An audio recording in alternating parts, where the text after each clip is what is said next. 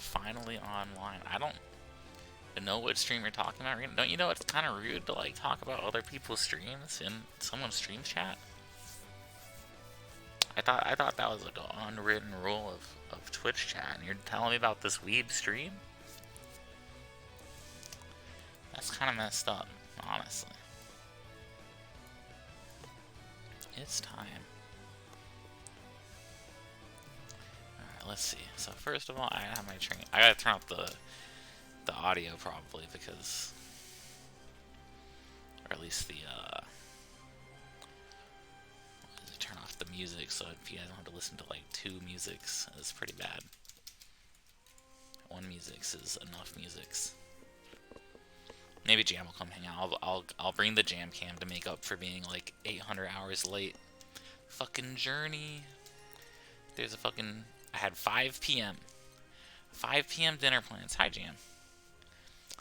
Got there at 5 p.m. They're like, yeah, it'll be about an hour. I'm like, okay, like sure, we'll eat at 6. Around 7 o'clock, we realized it was not going to be an hour. And so we went somewhere else and got food by 8 o'clock.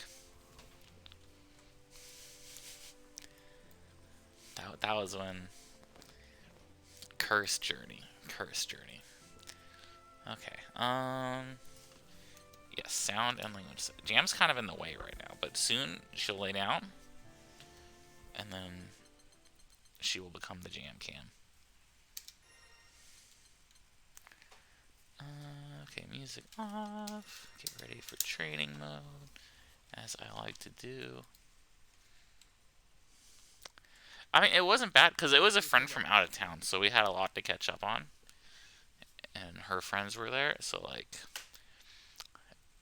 I mean, it was cool by my standards, where it's like, I just want to catch up with this person, and I got people to talk to, like, I'm here for that. It wasn't like I was getting dinner by myself or something, and just, like, super sad and miserable.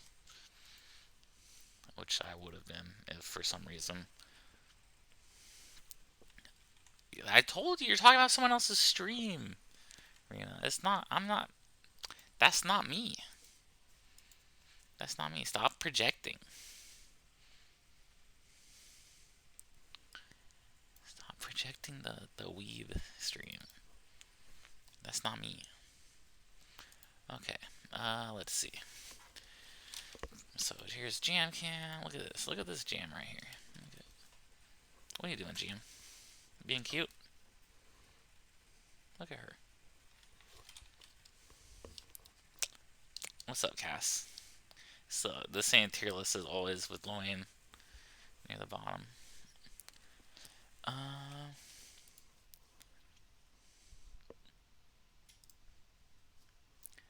gotta put a Jam Cam on here too. Let's see. Jam Cam could be a bit bigger here. Jam, you walked behind the camera. That's not gonna work. Make Jam Cam a bit bigger. You know, browser source a bit smaller. That's fine.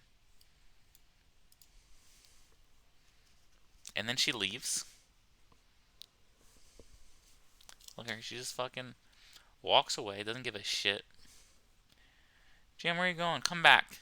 The people need you.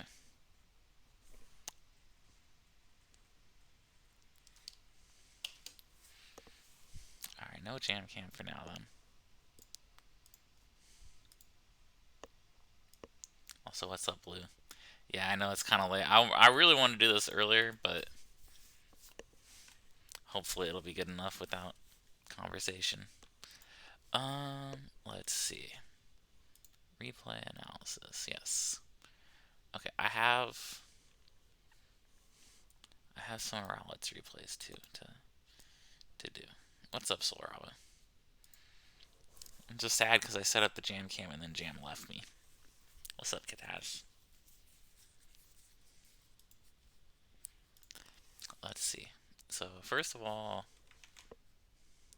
I guess I'll do the two of Rowlets replays I wanted to look at first. Let's put on Grand Blue. This is the game. Damn, and then reminded the jam left me again. I'm a little low. Let me, is it on the right microphone? Headset. I guess I can turn it up a little bit. I can't turn it up a lot. This is as far as it goes. If this is still too low, you guys are gonna have to turn up your volumes.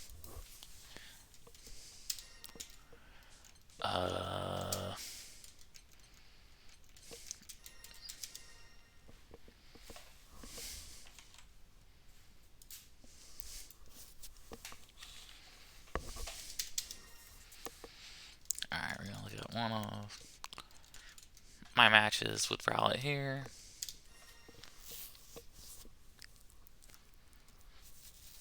These are from maybe a Skybound Clash. Should I put on like some other music for you guys? For now? It probably doesn't matter. You guys can put your own music on if you need it.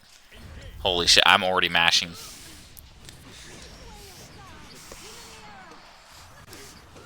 Okay, good reaction on the 5U. Good knockdown. Alright, I'm in the corner. Alright, I get out with a counter hit 2L. Merge setup. Not much you can do there. Unless you want to risk a DP.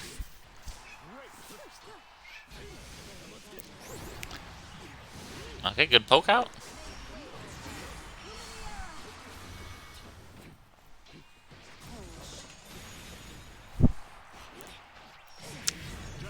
Yeah, that was just like, I don't know, that match was actually really close.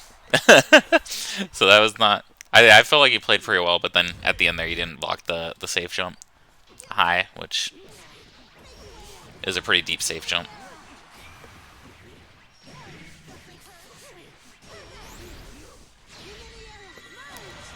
Alright, what happened there? Can we just restart this round? You can play from the start, and then you can skip around. This right trigger. Which one's right trigger? That one?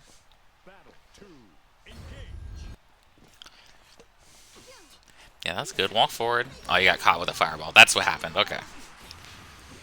Caught standing. What was that? Was that a DP motion? Oh, we're going back. We're going back one more time. I'm trying to figure out what got her caught standing here, because when Vera gets like 2 hits like that in a row, like that's it sets things up pretty bad, because this first hit into the Lumi setup. See, she's holding guard. Okay, yeah, this was... Take a look at these inputs. You got caught out of a DP motion on... I don't know, it must have been like the frame before this ability input. So... That's just an unfortunate misinput, I think. And Vera pressure, DP out.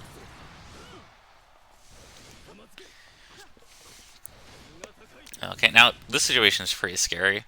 This is any touch from Vera here can kill you. So, but you do have your stocks.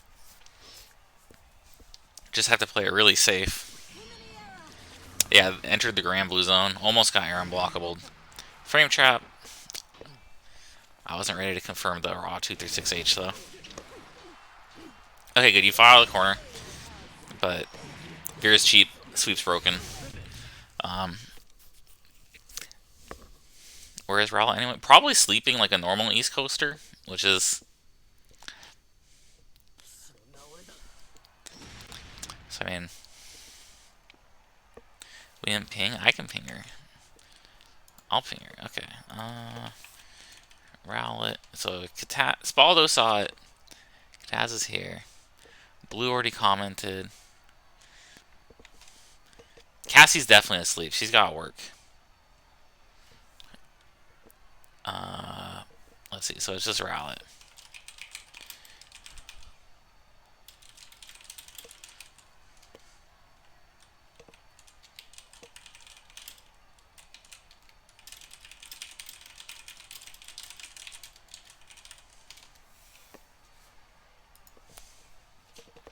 So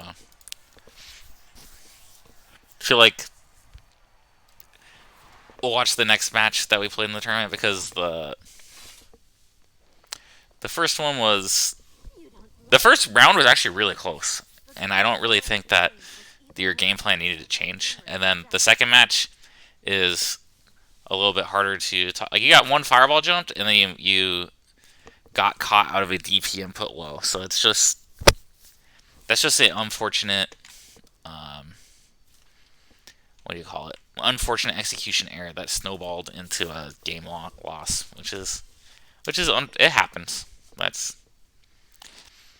There's definitely actually I was playing Shuabu earlier, and he was playing Swords against my Vera, and I would get hit twice trying to DP, and then finally on the third knockdown I would get my DP, but he would be blocking, and so I just lose. I would just lose around in like 8 seconds. Be like, damn, that's too bad. Okay, some footsies. Oh, nice. Sneak the H install. Maybe a little too aggressive approaching there, but not that bad. Oh no, not the air to air.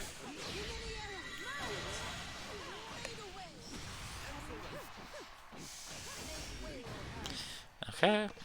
Opportunity to challenge on the 2-4H, but a little scared of the DP. Understandable. So it seems like you're not totally comfortable playing around Luminera, so we might talk about that. Since it is catching you a few times here.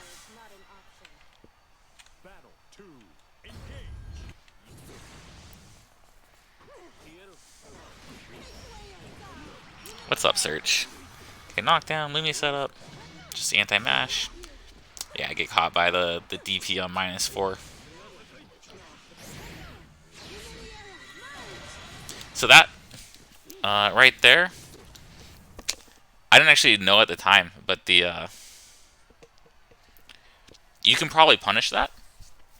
Percy Far M is pretty good, and 236L SBA is unsafe. So I'll double check that the 9 frame is fast enough. I know 8 frames definitely punish it, but I'm pretty sure Blau's blowing me up for it too.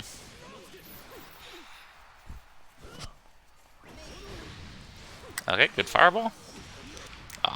Mistimed a safe jab there. Okay, very smart. Mashing out. GU and pressure. Taking your turn on -1.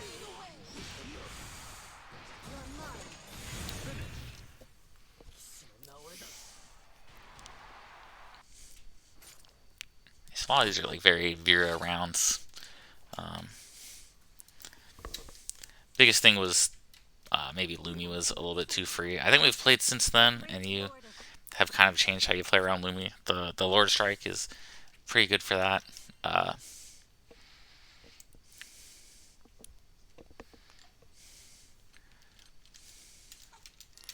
Most of the time... Oh, Jam might be coming back. She's thinking about it.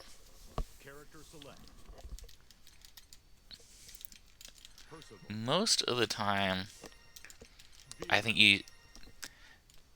So when...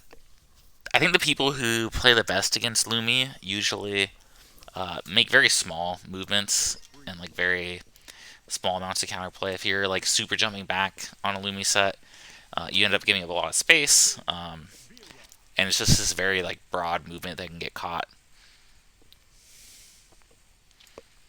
So we'll just touch on that real quick. So like the M and the L Lumi are kind of, they're a little bit harder to play around, I think, actually, compared to the H one, because you can't really tell if she's set L or M, and they kind of cover different regions. But the one I use more frequently, and I think the ones that I was using in the VODs, were H Lumi, which tracks, so you can kind of play around it a bit better. So the things about Lumi is it has a pretty decent amount of recovery. If she's close, let me make sure I don't have auto counter on. So that, yeah. So like if she's close, you have quite a bit of time to react.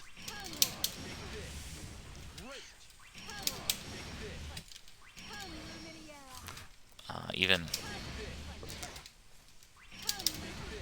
that wasn't quite a punish, but that was. So I think like even,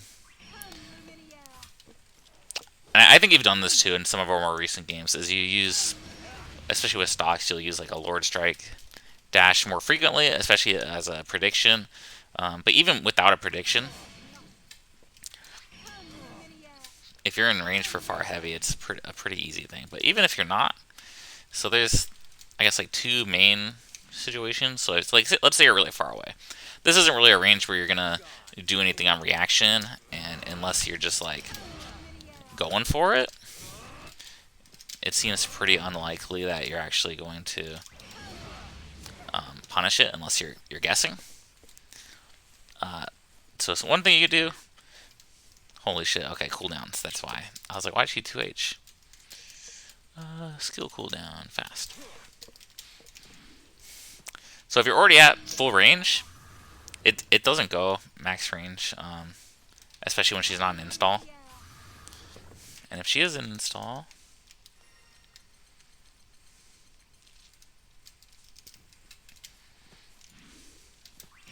it still doesn't go full range. You can even walk forward a little bit here. So if you're already close to full screen, you don't have to worry about really jumping back or anything. She will get to approach you, but I don't know. I don't know how much Percy's fireballs expand his hitbox. Okay. So maybe you can't throw fireballs, so she can approach you a little bit if you take this opportunity to walk back. Another option, especially outside of install, walk forward a little bit. Let me see the timing. You generally like want to like 1 and then dash. And so if you react to it like this, oops. If you react to it like this, you don't end up losing any space. So even hypothetically, let's say she wants to cover this. Maybe she can if she does, you know, instant 2 and 4H, right? But I think most of the time, you know, if she's playing aggressively like this, or like she's actually trying to stop you, you can like hit her run, or hit her block, and that kind of forces her to take some other approaches behind it. And if she's like waiting and seeing, and then trying to approach,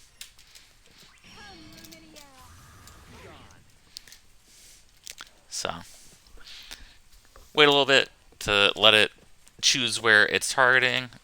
Just a short dash forward is enough. 1, a little bit too early.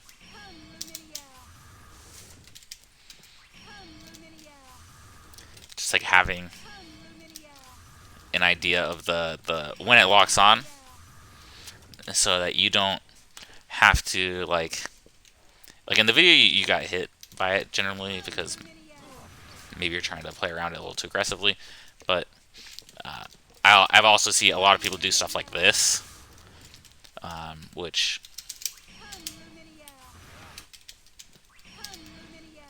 you end up giving up like an entire screen worth of space. Super not worth it when you can just move forward. Who is people name names? It's like literally everyone, Rena. I definitely personally probably do it too. Like like usually what I actually want to do in this matchup, or like in the Veer matchup. No, it's not bad at all. Like it has a lot of recovery too. Like that's a punish. Like if you're playing back here, she can kind of set it up. Like that wasn't a punish, but that's a punish right there. So, and since it's counter hit, you can be a little ballsy on your confirm if you're confident you're gonna get the punish, right?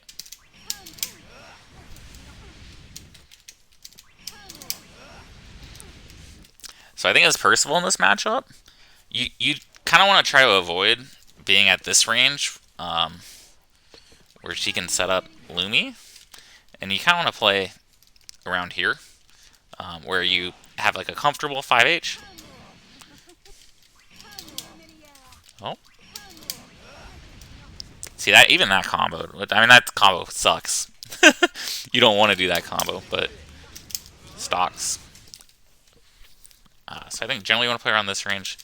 It's outside all of her buttons. If she jumps at you at this range, yeah, it's like the round start range actually, right? Like, just barely. If she jumps, it's like their perfect 2H range. So I think you really want to prioritize holding this space. And I think that you got a little aggressive with the fireballs. But realistically, the only approach he has here is 2 and 4H, which is very good. But, you know, it's still a -1. Percival 5H is, or 5L is more than good enough to tag her and stop her from doing anything other than DP. She's not going to get.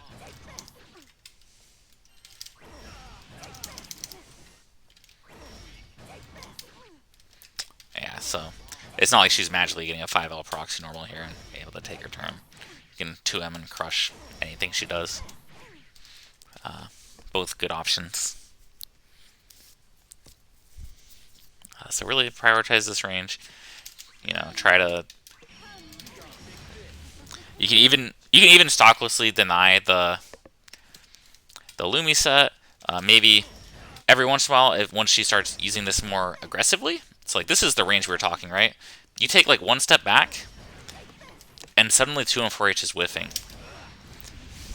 and so you get a ton of time to react.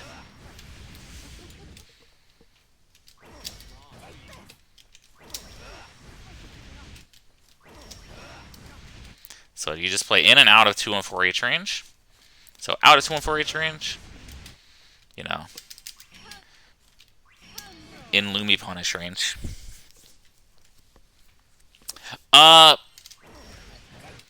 So you can.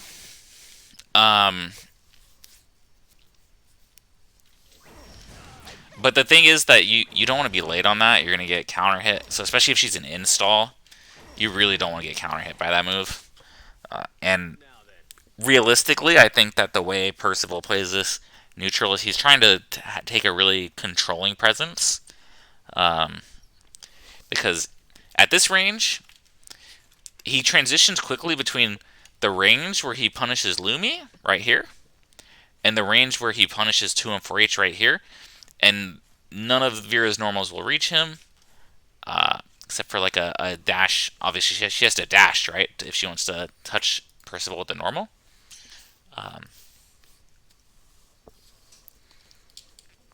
And dashing is risk. So I think that in general, actually, as Percival, even before you get stocks, I think you want to play neutral in this matchup because you have bigger buttons than her. By playing neutral, you're denying her meter from setting Lumi.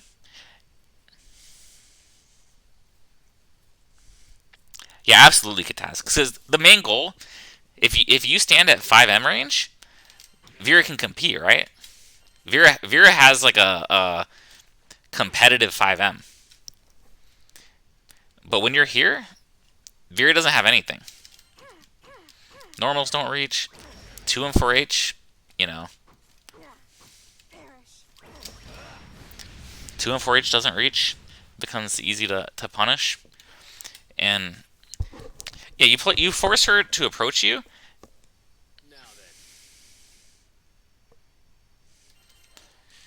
Well, it's kind of awkward for Percy because I mean he has the MDP. So if you have stock, if she jumps, you just stock. Like if she doesn't jump towards you, you can take a stock. And I think that's the most reliable in that situation. If she jumps at you, you have to 2H her, obviously. But the idea is, I think that Percival doesn't need stocks to control this matchup. And that instead of backing off and giving Vera like the space to set up Lumi and then corner you, you actually want to play. You want to play here, and then fish out a 2 and 4H, or she tries to set Lumi.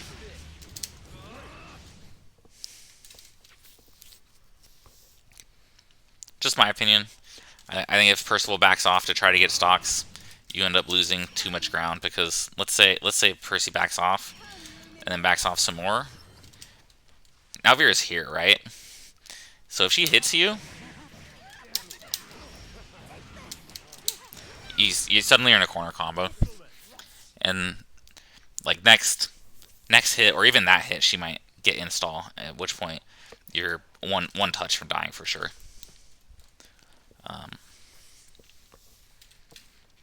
So I think you don't necessarily need to rush her down, but just earning your stocks from like baiting her into either approaching it, because she I mean, what's she gonna do? She can't really set up Lumi. She just has to play footsies with you, which Percival excels at. And I mean, Vera excels at it too, so it's not like she can't. But, you know, once she starts like, oh, like I can't use 2 and 4H, right? Because Percy keeps standing here. So now I'm gonna like run up and try to 5M. Like, you have like a pretty big window to stop her. I'm trying to actually react to it properly. And if you walk backwards, like, you might just make her whiff, right? And then...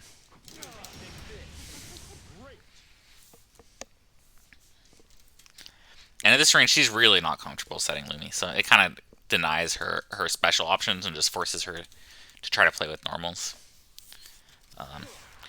I think Percy's okay with playing a longer range if he has stocks, because then he has access to the full screen M Fireball, which will deny Lumi sets too. So I think that's my thoughts on that particular match. And then let's see, there was the Henri match with Jerry too, which I feel like she probably is more interested in. I think I should be able to get through everyone's tonight. I'm not. Got nowhere else to be. Okay. What did I save these matches? They're probably just mashing. I'm just mashing and just save random replays.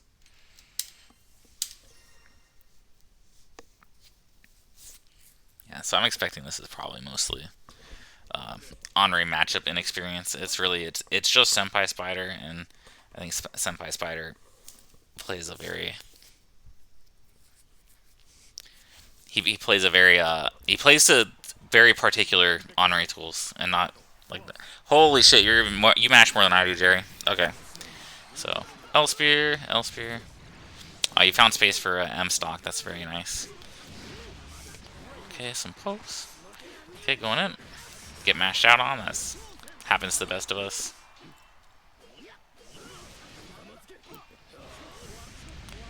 Okay, MDP out.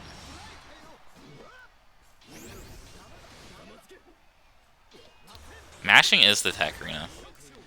Okay, 63 zoning. Alright, you're actually like kicking Jerry's ass right now. Oh no, was that no stocks, or was that... Was that no stock? You look very sad about that on the input display, which... Yeah, if you'd confirm super there, or... What the heck? Jerry, don't get your... Tech all her throws. You know, whiff punish all her normals. What was the advice? Tech all her throws, whiff punish all her normals, tech all her grabs, block all her overheads.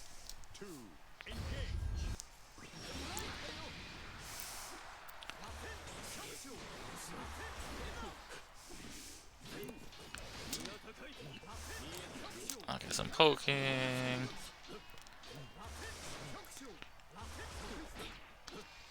Alright, Uno command dash, very awkward.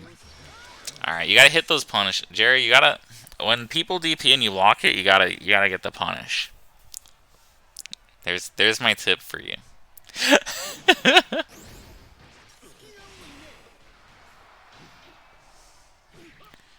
Oh my god. Okay, don't jump at Rowlet. That's the other tip.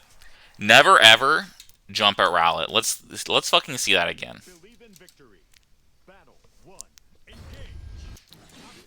I learned this lesson every time I play Rowlet. I'm just minding my own business. And I think, what if I jump at her? And she fucking anthers every time.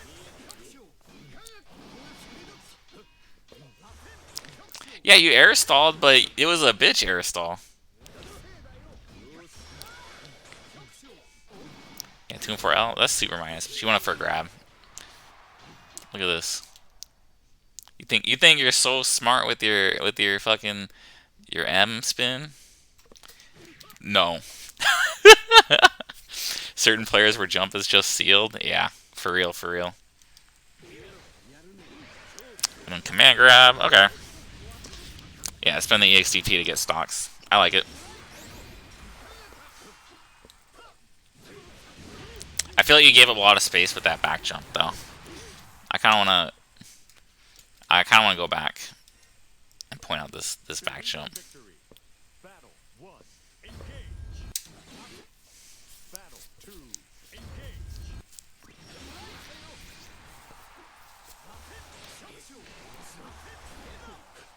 I also want to see Jerry get anthered again. It's kind of funny.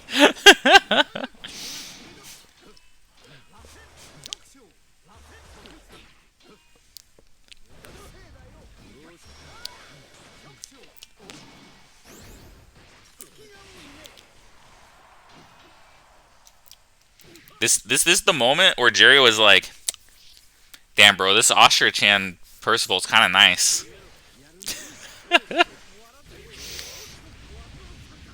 Okay, so here you stock. And I think this is a comfort thing. So you play like a little bit of neutral, and then you choose to jump back. And I think that this was just like you just felt uncomfortable being at this range because retreating doesn't earn you anything here. If you're fighting like a character like, I don't know, 6 or something who has like a really good mid-range, I think I kind of understand this, or like maybe a lot of characters you can retreat against and maybe earn more stocks. But I think Honore, especially, is a character who threatens you pretty much at full screen. So I feel like if you wanted to be super nervous here, yeah, Jam left. I'm sad now. Jam, come back. So I feel like if you're like looking for a reversal or, I don't know, whatever you were looking for here, I think that just blocking probably would have been more comfortable. Honore's mid-range buttons, they're pretty big, but they're also really slow. His far medium, which is probably what he'll be using to contest that range, is even a frame slower than Percival's and probably smaller. So you end up giving up a lot of space, and you end up returning to, in my opinion, a spacing where Honore is much more comfortable at this spacing. At this spacing, Percival can't throw fireballs. Lord Strike might not be fast enough to interrupt a spear. Honore himself can start throwing fireballs. And yeah, you see, immediately the Lord Strike gets hit by an EX Rakshasha, or whatever it's called. Spiral would be so ashamed of me right now. So.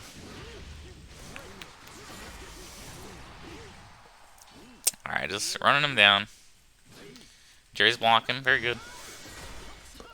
Plus frames. Almost get whiff punish on that far medium. Some pokes, get thrown.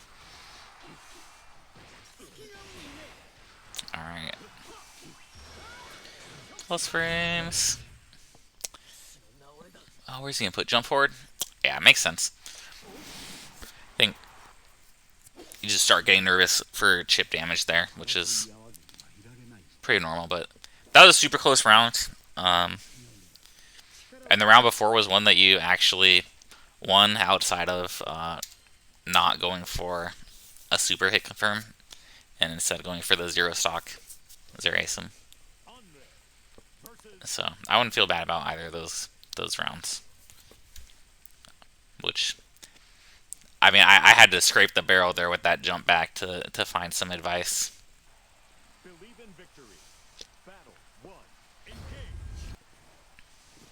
Let's see. Oh shit, maybe I gotta give Jerry advice too. Oh, this is. Hold up.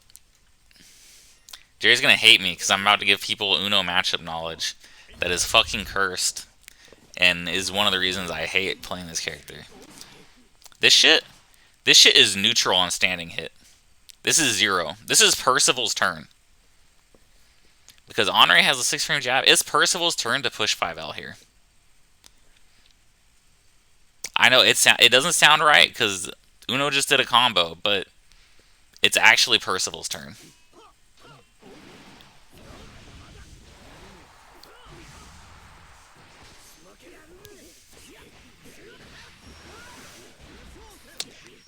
Alright, yeah, jump out on a throw and the full combo.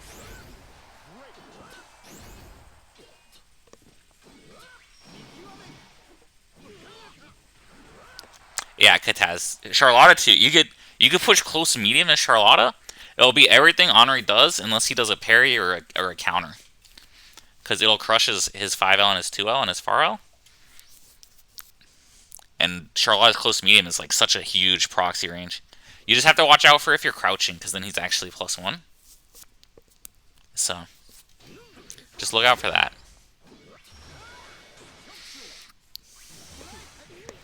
Yeah, really nice roll. So I think this round, it seems like you're really struggling to get stocks. If you'd hit that anti-air, which you got really close to hitting it, it would have helped you out a lot. But overall, this is, I think, let me see. I want to watch that round again, because I think the main thing that happened is you cornered Jerry, and then you went for like a really early throw. Yeah, see, like that one would have been -1.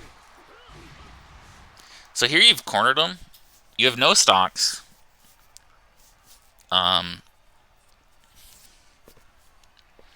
know you go for this throw. It's pretty high risk. Get teched. Go for another one. And then Jerry gets out of the corner, and now you're in the corner with no stocks. I think I would have liked to see like maybe a return to, you know, the Grand Blue Zone, I guess. Like, try to box him in some and look for like a more guaranteed stock. Even if you get the throw, it's only enough time for Percy to get 1 stock. So I think it's just generally it's high risk and mediocre reward. So, and it just kind of snowballed from that because you didn't have stocks for the rest of the round. So all the hits you got, you weren't able to convert. Okay, too far. See, that's what I was talking about, Jerry, actually. This... You're telling me about how you don't need to do 2L into 63H very much, but you got this hit and it just, the combo dropped because you went for the 3 lights. Like right here. You should...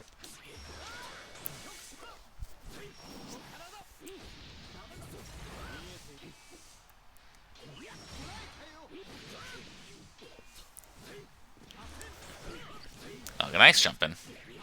Unfortunately, no conversion, but this round you have stocks, so you've got a lot to work for. I agree, Kataz. Okay, tick throw. Throw.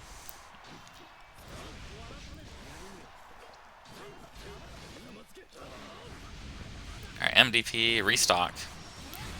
Get caught by... That move is pretty fast. I think it's 20. I think that move is 20 frames. If you do the EX version, maybe 21. Yeah, I think this game, you're just really eager to land throws, and Jerry was not blocking, which was the correct choice.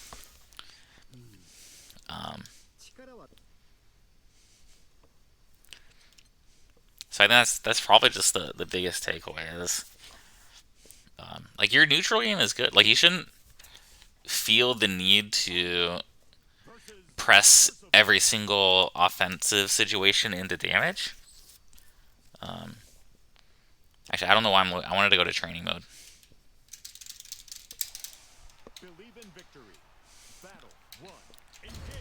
please. Okay.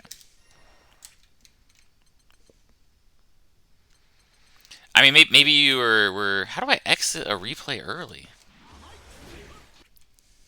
Do I just have to, like, skip? Oh, wait, replays. Okay.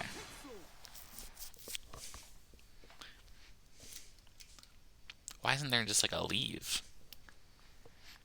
I never want to play neutral. That's fair, though. I mean, me neither, but, like...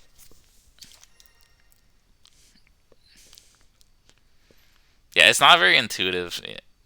Some of the UX design... Like, the UI is very pretty, but... I think maybe you're overthinking the counters, and that's why you were going for so many throws. But especially with Henri's counter, since it has the strike, it turns out that it ends up being like pretty easy to punish on block.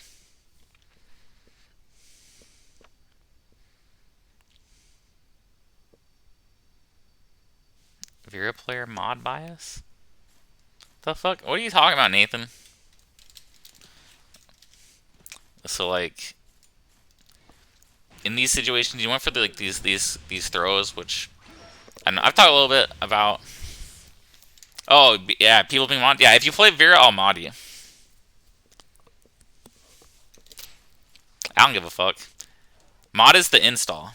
Does anyone still play this on PSN? There's a decent number of people, especially since the Evo announcement, but the majority of the North American crowd, and I think the European crowd too, are on PC, and even like South America. Oh. I love English Percival. Okay, yeah, good work, Rogue. So you can come in here and I don't know. I think if you're like thinking about the counter, it's actually better just to back up a little bit.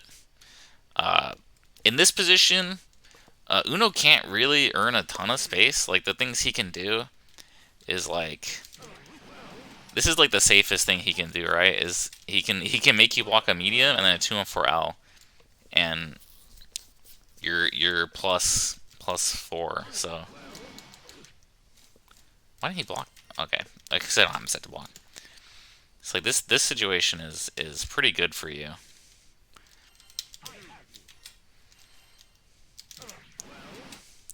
I mean, I guess the other things he can do is like something like that. And like if you're blocking like this, it didn't really push you like super out, right? So you can like, if you really want to enforce something, you can like dash in 5H. I don't know, just like micro dash.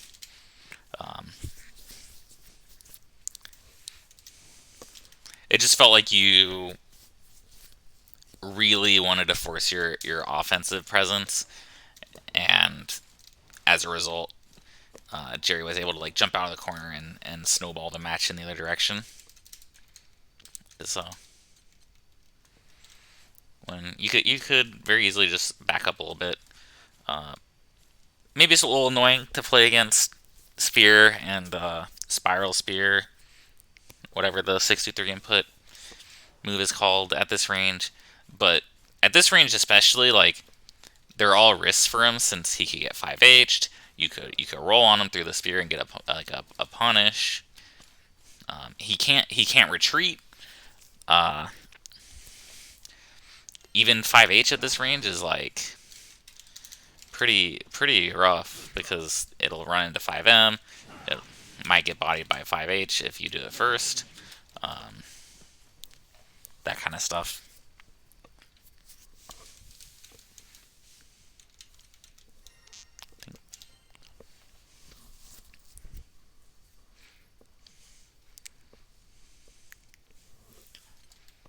Let's see.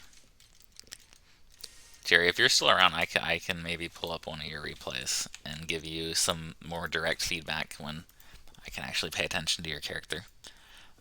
But we have more replays first.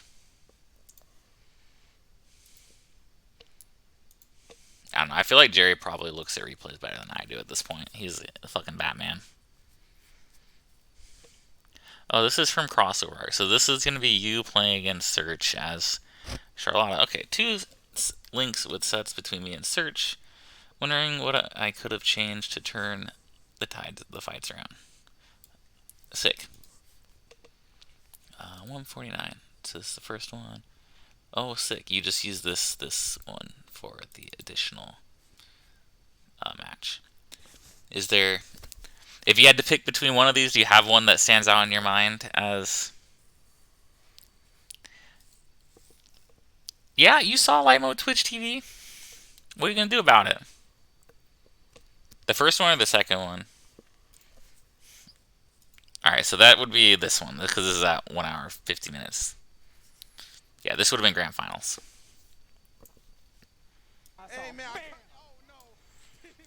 Oh, these commentators are getting hype. I mean, if I'm watching Twitch, it's either like this in theater mode, or it's like this in full screen mode.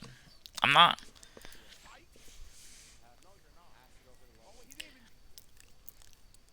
If I see like a little bit of white for like 20 seconds, I'll live. I'll live, Risha. I'll be okay.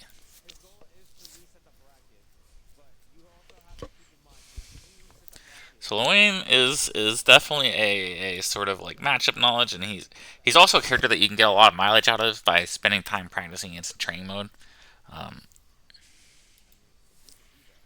You are the Twitch chat right now, Tool.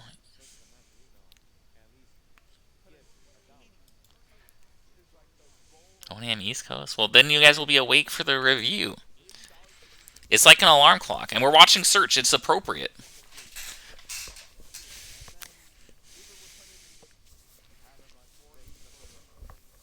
Search is all about the alarm clocks.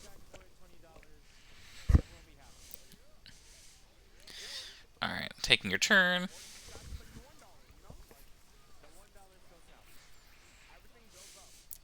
Okay, so I'm gonna like nitpick a little bit, Kataz.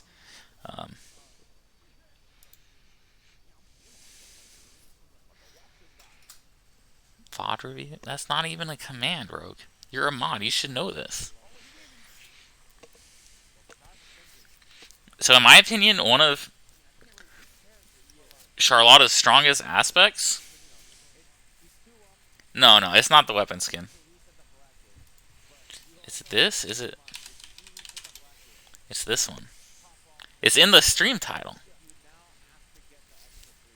Unless I took it out of the stream title. I thought it was in the stream title.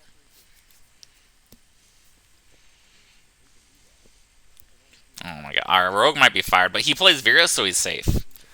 If Rogue played any other character, it'd be lights out for him, unlike my Twitch mode.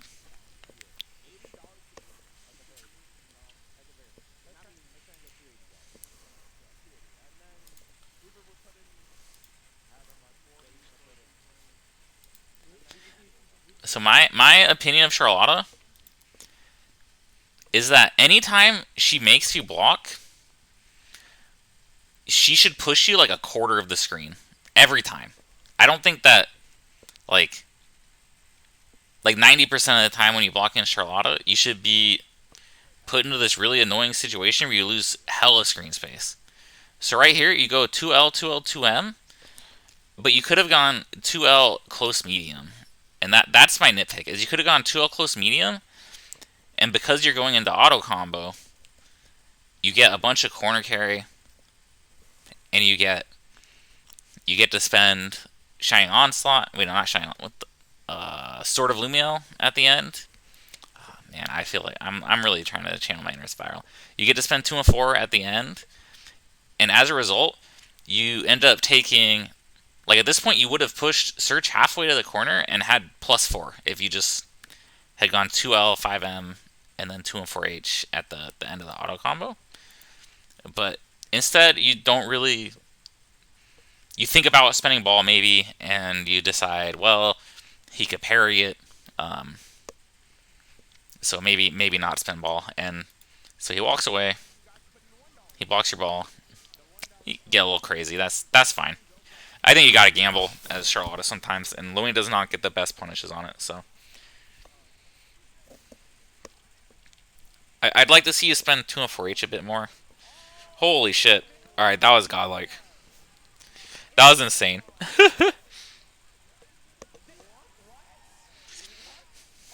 That's why we never throw Search in the corner.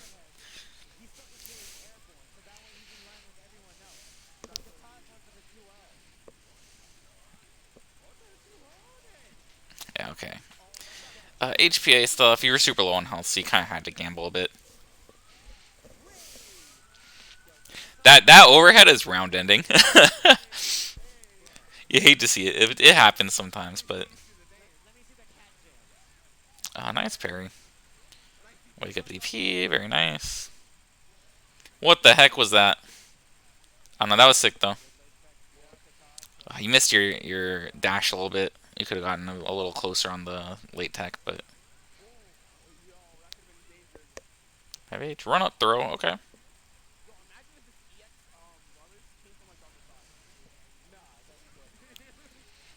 Okay, get the spin super, get the cinematic because of the sweep. Save ball so you can still kill on the next hit. Not bad, not bad.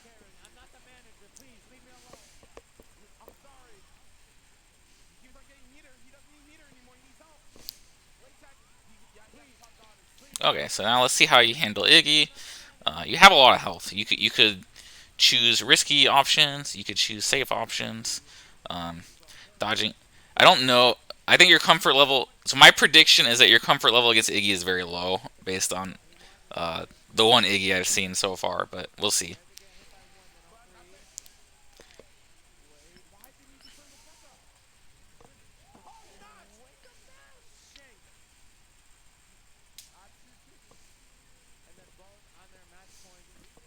So there's like two different strategies you can employ against Iggy, and I'll maybe show it after.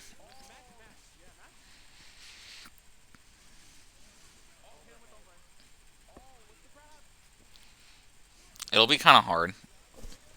Training moding Iggy is not super easy, but okay, get caught low. Yeah, Search's use of Loin's tools is very strong. Okay, so I have a lot to talk about already. So let's go to train mode.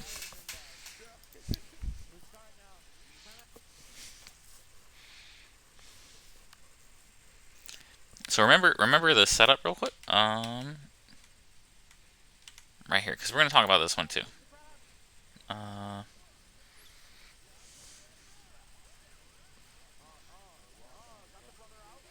that one, you should always expect the two Ls there.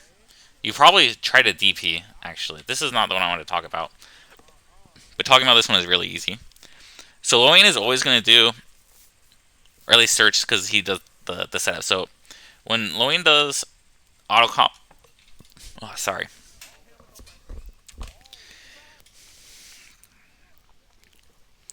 When Loin does auto combo enter in the corner, you're going to see one of two things usually.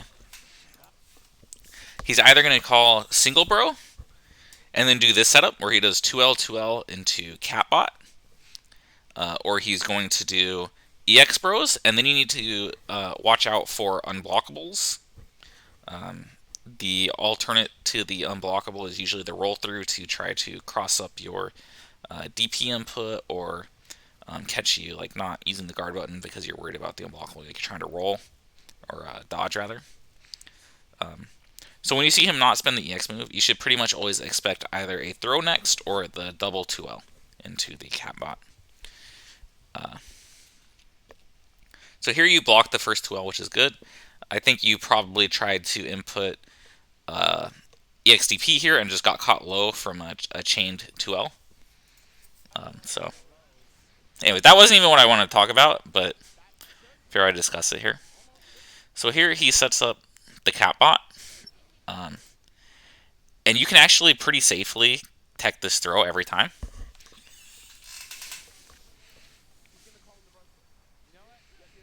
And that's what I want to talk about. So let's go to training mode.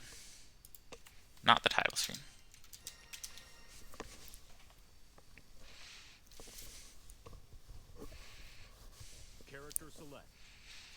So I'll go ahead and just recreate that situation. Yeah, you can use the missiles to hide your tech because they're super consistent timing, and the tech window is pretty large, so it's anytime Lowain throws you behind missiles, usually you can safely delay tech it. Where the heck is Lowain on the screen?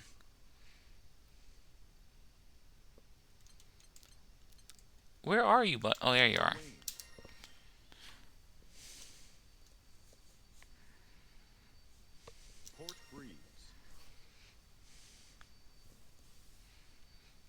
So it's kind of a simple concept in reality, but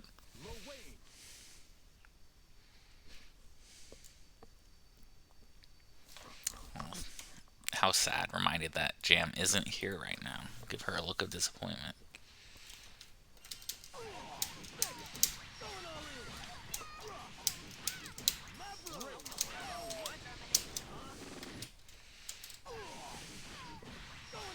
Alright, so here we got the setup. Okay, you block low. You look for an unblockable. It doesn't come. That was way too early.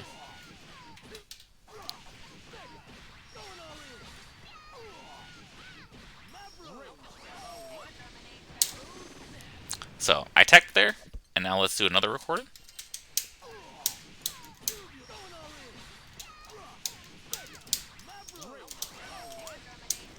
Oops. Yeah, so you can like always OS behind this. I think I didn't dash far enough.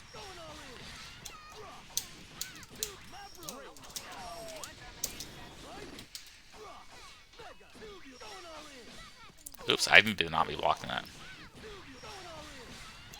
Yeah, so you time your. So you can see I still teched there, but it was hidden by the missiles. If you look at my inputs. So at worst, if he's throwing you behind missiles, you should still get a late tech.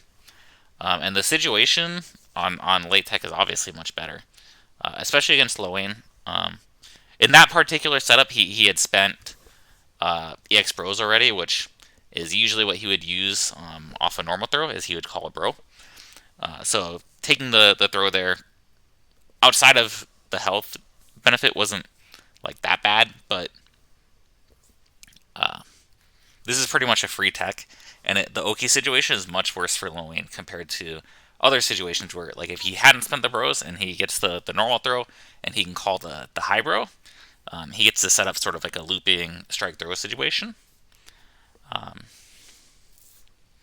So getting this late tech, I think, is super important, and especially in this matchup because playing against his supers is so much easier when you have a lot of health to work with. Let's see, how well is this gonna work? Let's see, opponent. I can just do like this, right? Does this work well?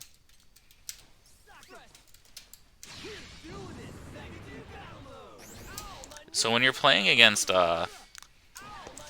HPA, so I don't know what your HPA strategy is, because most of the time you're kind of in chip damage. But I figure I'd talk about it because I'm here, and not everyone has a great HPA plan. What you want to do, personally, what I do is I block everything, and I react to his movement by crouching. So like, let me see, go HPA.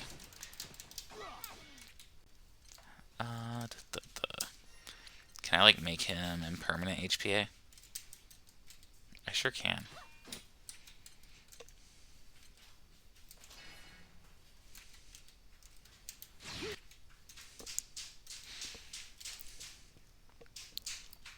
Yeah, if you're close to chip, the strategy is a little different, but it is important to not lose too much health with this. So I'm just gonna block high, and I'm gonna try to react to the low by crouching.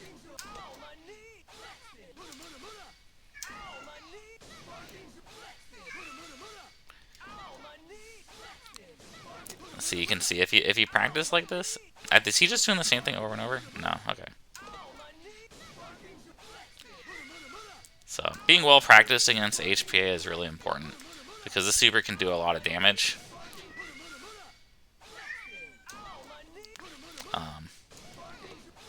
And you really don't want him to get more than he needs. But the overhead is much faster than the low, so you want to be standing most of the time, and then you switch to low when you see him.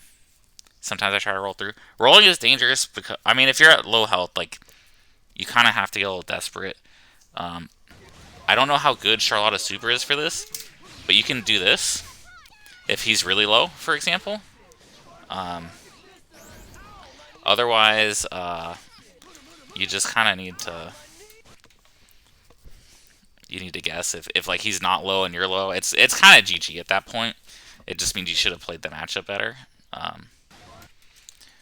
As for Iggy, let me see. So I guess I'll show sort of the safe way to play against Iggy.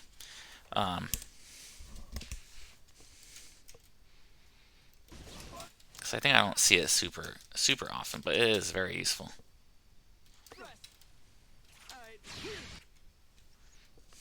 Yeah, you're still at that stage, Rena, where like you improve so much every play session that it probably is difficult to find a good replay. That's the wrong super. Okay, hold up. So the safe way to play against Iggy is you play at this far range. So usually what I like to do is, let's see. Can I do Infinite Iggy also? I already said it. So Iggy.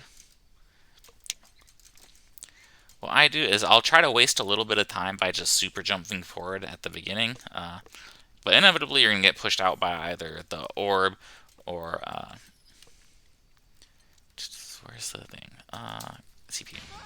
By either the orb or the rocks.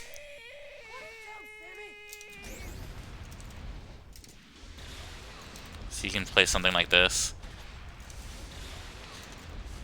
And then eventually you get pushed out. The CPU is kind of dumb. And then once you're at this range, you jump over the fire.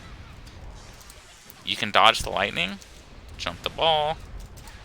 You gotta react to the unblockable. Jump the ball. Jump the ball. Dodge the unblockable. I'll miss the dodge. Okay, took a little bit of damage. Jump ball. Dodge. Jump. Dodge. Dodge. Oh, I missed it by a little bit. So the thing you don't want to do here is you don't want to dodge. Once you're pushed out, you no longer want to dodge the orb. So, I recommend practicing like this a bit to get comfortable with like the timings, just when you see things. You can see I'm not actually the best against Iggy, but in general, these are the go-to options, and this is, in my opinion, probably the safest way to play against Iggy. I keep trying to jump the unblockable, but I'm too late. Oh.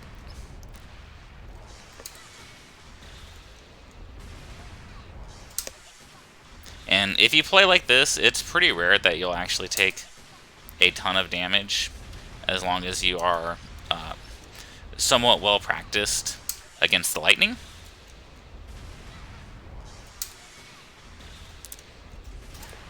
Well, that was pretty godlike. Oh my god, everything's a little bit late.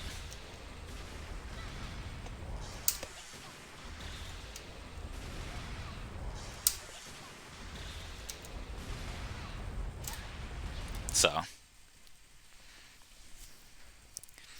yeah, I mean, you should be reacting to like the fireball coming at you, right? And the reason you don't dodge the fireball is because you're far away. If you dodge here, okay, eventually she'll do the rocks, and it'll counter hit my dodge.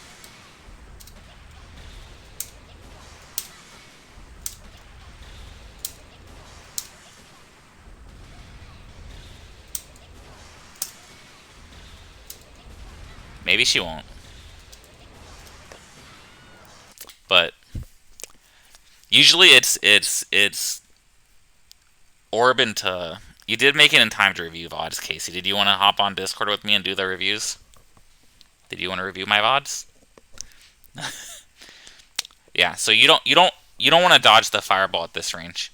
You jump the fireball, dodge the lightning, dodge the unblockable, just block the rocks, and it'd be too high of a... You're so right.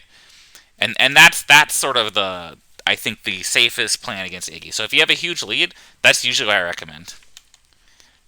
Again, things get a little crazier if you have no health, but those rounds where you have no health and Lowen gets Iggy, that's your fault. You should have had more health.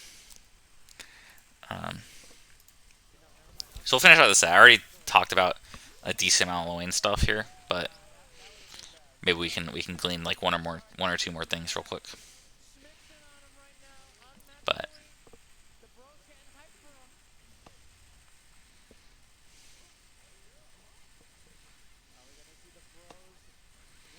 well, the Iggy match, you were actually...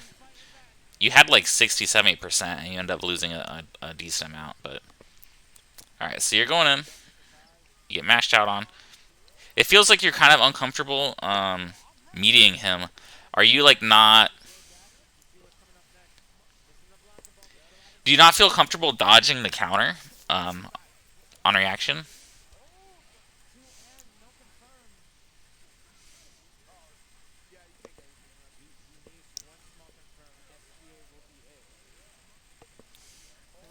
Okay, so there's some tricks for that.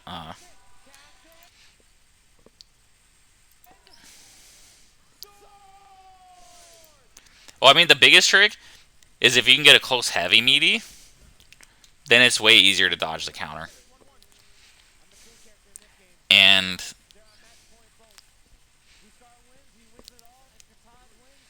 especially Charlotta, it's kind of... Yeah, there's more hit stop on it. So if you go for a medium or a heavy, it's easier to dodge the counter.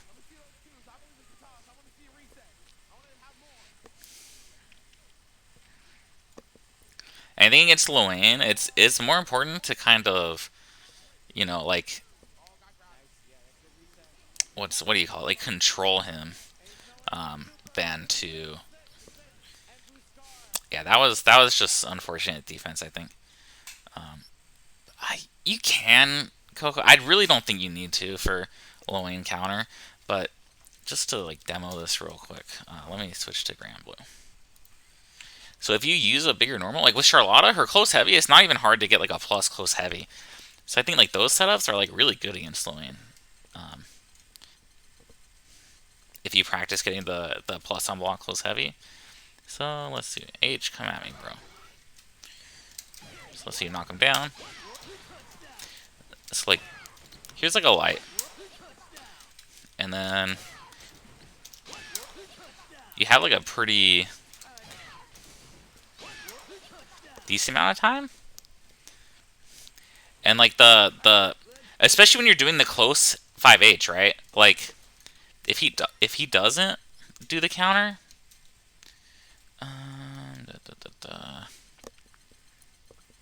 let's say he's just blocking on the other two setups, right? Send him to just stand block with no switch so I can sweep them. You're not looking for anything else during this.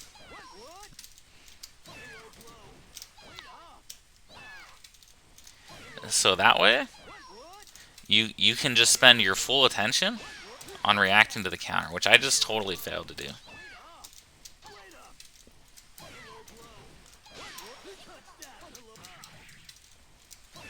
Alright, take it easy, Tool. So I recommend doing some practice like this. I mean, I don't know if you've practiced before. Obviously, you know, practice is the answer to many things.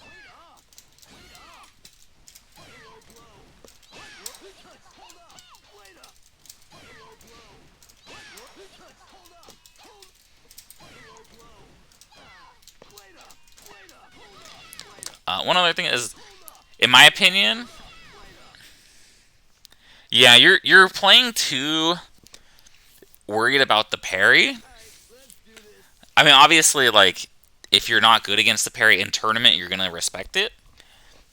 But I think in casuals, and especially like if you want to improve at this matchup, you need to get more comfortable dealing with the parry. Because it should not deter you from meeting him with normals at all.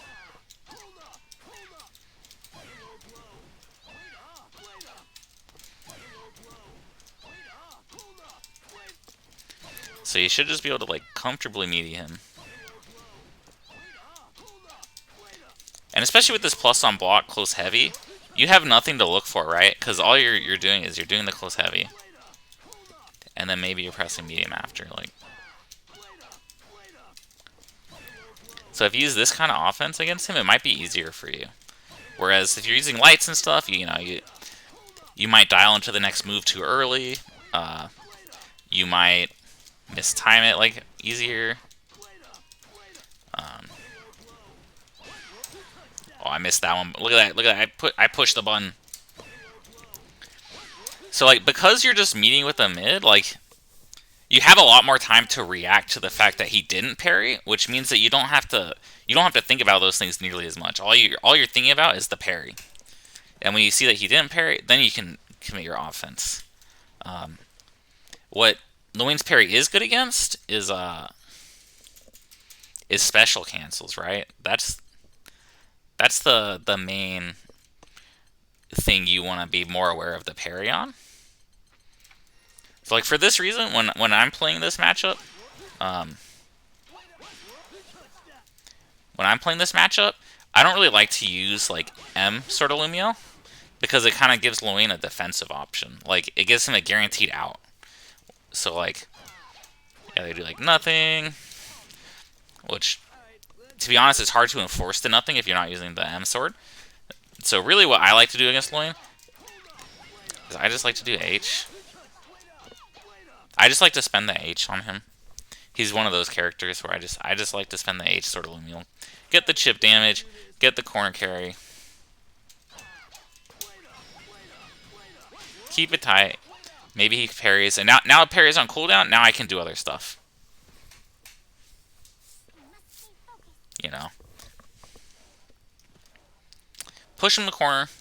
You need to be a little careful against him in the corner. Yeah, I think this is one of Charlotta's strengths. I think it's one of her strongest features is just how much corner carry she gets from something innocent. Like Luane blocks one close light right here. Oops. Okay, I need him to actually block though. He blocks one close light, and there's nothing he could do. He's in the corner now. See, like there's no space. He's actually in the corner, and then he gets hit by one move. Gets wall bounced. That's, in my opinion, this is like Charlotta's strongest feature. Is she just instant corner. So I think you want to get that as much as possible. And then you play this range where EX ball is super scary, jump is super scary.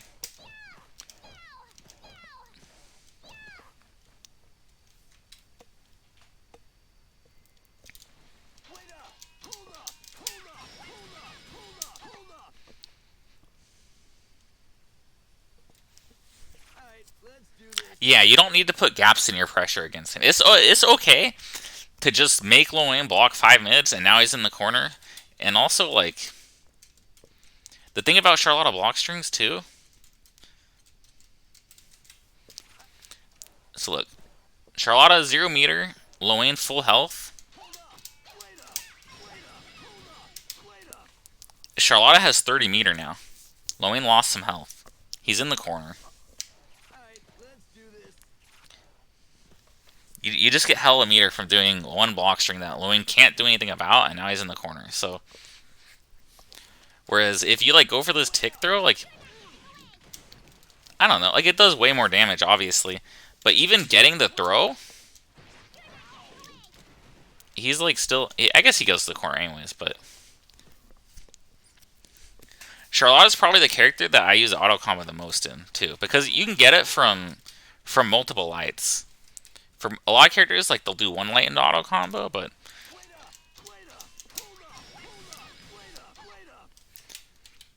so you might do something like put Luane on random counter. Um,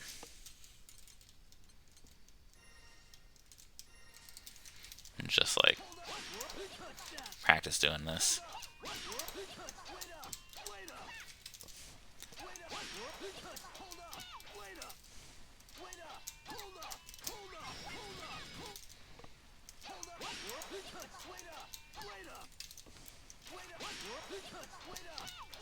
I recommend this kind of drill.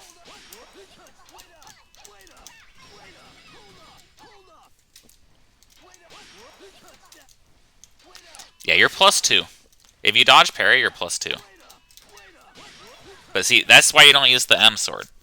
Because he gets a guaranteed out. Like, I mean, obviously it's not guaranteed because you might not use the M sword, right? But it's not... It's difficult to punish the parry on reaction. So I guess you could autopilot, but...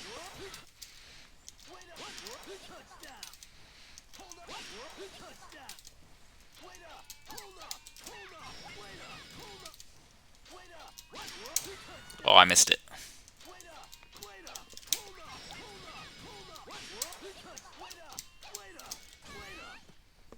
So... Do some drills like this, like practice the safe Iggy strat. Maybe practice blocking HPA some. I think it'll help you a whole lot next time you play Surge, because you won't be worried about the parry anymore. Like, and then you won't feel pressured to throw him like you were and get overheaded. You won't feel pressured, you know, to like get matched on because you tried to shimmy. I think it'll help you a lot.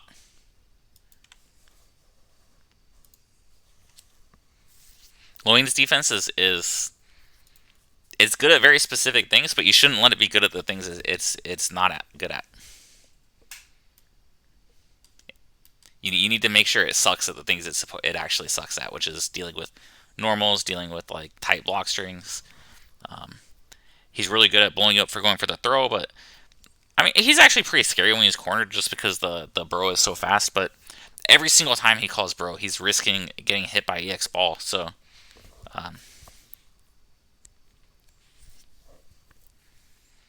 And then you also won't have to like use as much of the flip. It'll be good.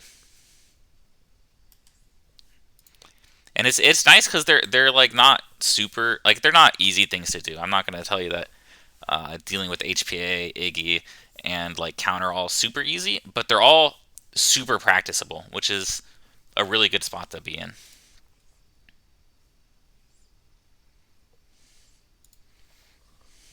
Because that means you have like a really clear road to improvement. Jam's here too.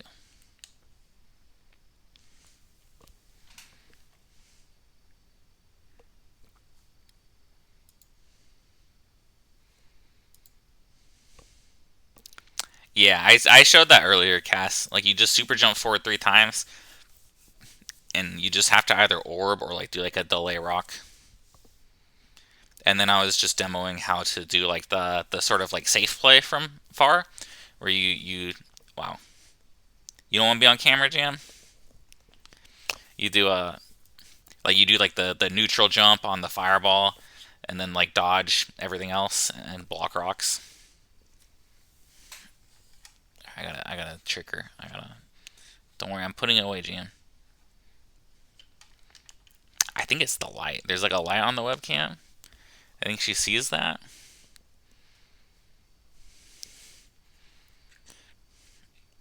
Jam.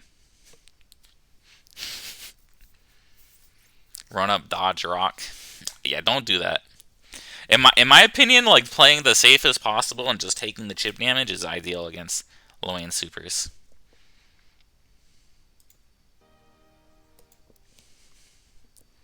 Searches play is smart. It's very solid. I think that's almost his flaw is he plays too solid sometimes, and it like refuses to try to grime or like knowledge check people. I don't disrespect that, but Loin is definitely a character that can do that. And I feel like he could scum some more wins. Let me turn this down a little bit. This is like...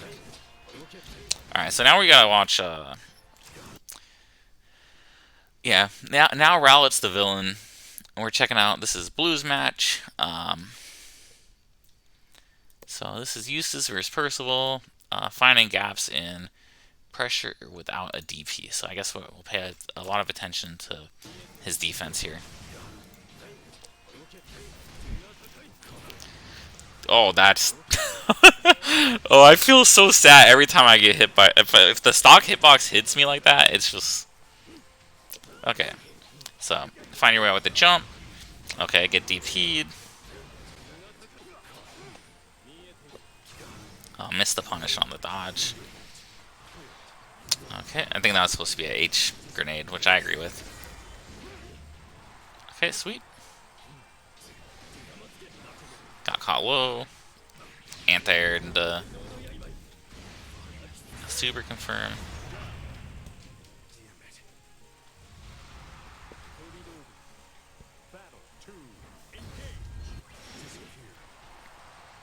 Jumps are sealed. You're right, Rogue. Okay, Percy's in. Alright, some frame traps. Keep her honest. Nope. Jumps are sealed.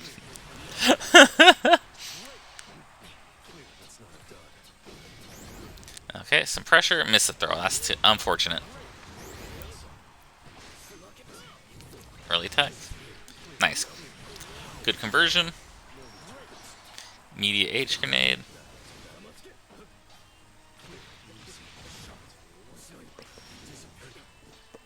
Oh, she got just over that.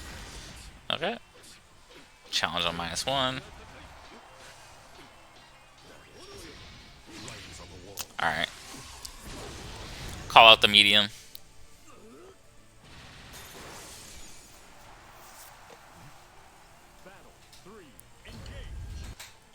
That was nice. That was... So... I'm going to say this before even watching this match, because this is what I would be thinking if I were playing you right now. You were super active on defense there. Let's go back. It worked out, so I'm not saying that's bad, but I want to frame the next round. So here, she gets in on you. Okay, you get touched. You challenge on -1. That's fine. Challenging on -1 is fine. Okay, you get counter hit. You get counter hit again. You get caught standing. And then you super. So this was like one offensive sequence, and you took like 5 or 6 actions here, right? So as a player,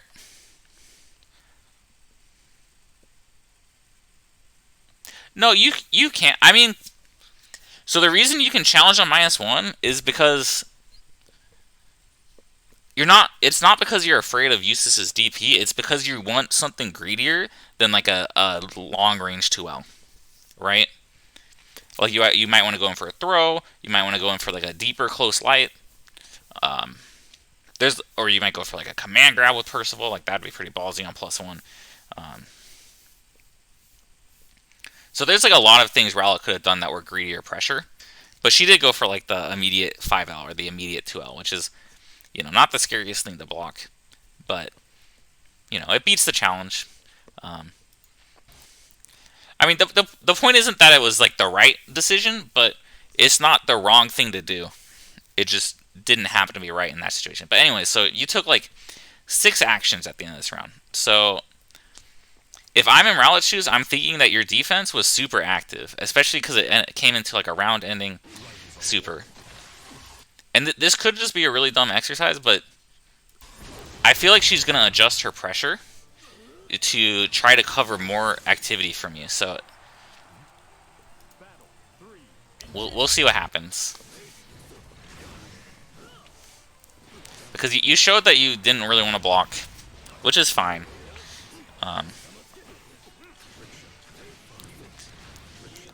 But I'm just curious how that influences this round. plus frames. Yeah, just frame traps. Okay, tick throw. 2L tick throw. Meaty 5M. Okay, yeah, so this round you were just as active, right? As you were the last round. But here's like what happened. Like, you got caught low twice. You did get hit by the one tick throw. The second one, but you got caught hit low behind it, and then she just does like a meaty 5H. And so as a result, like, you just kind of died because she adjusted to your last round's defense. And you didn't really have a chance to change anything up here, right? That's my takeaway from this particular round, is that you're active on defense in the second round, and then you continue to be active on defense in the third round, even though that's exactly what she lost to. She lost to your activity. And so that's something that's fresh on her mind. And you get killed by this meaty close medium setup.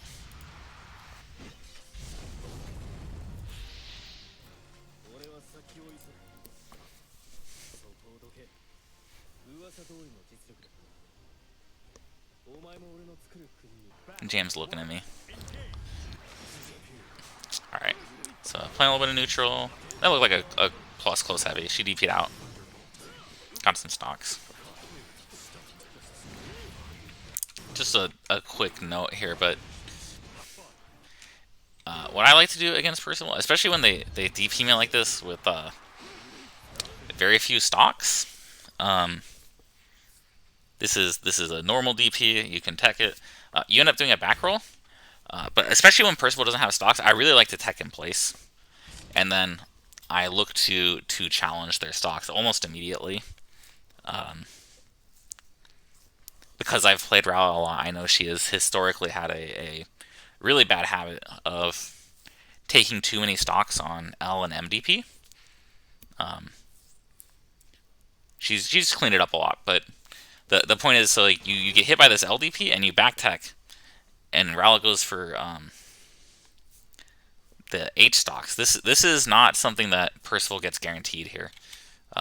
Even with the back tech, I think you could have punished it if you were prepared for it. Wow, Jam's eye is looking...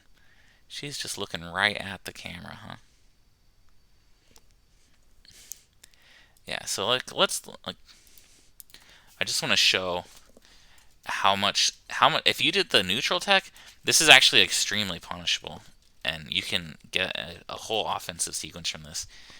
And if you're guessing instead of reacting, you could probably even deny the stocks.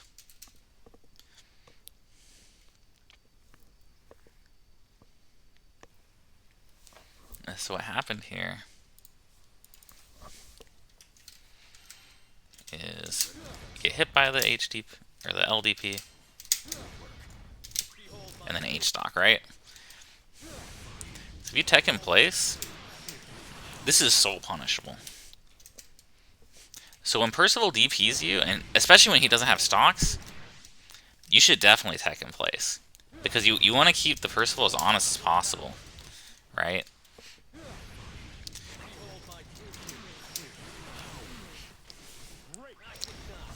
So that way, she starts doing something like this instead. Oh.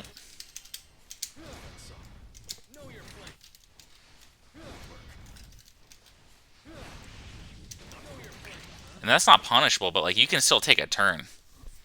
So I think in many situations in this game, the direction you tech it doesn't actually have a lot of impact, and like back tech is almost always the right choice. In this case specifically, teching in place is super important against Percival normal DPs when he's low on stocks. So just keep that in mind next time you fight Percival. It's not really what you're asking for advice on, but it's pretty good, and I thought it would help a lot of people maybe. But anyways, now he has 5 stocks that weren't necessarily earned. So plus on block.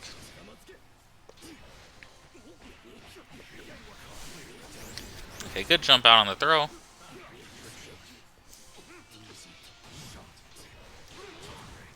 Dash out with 5H.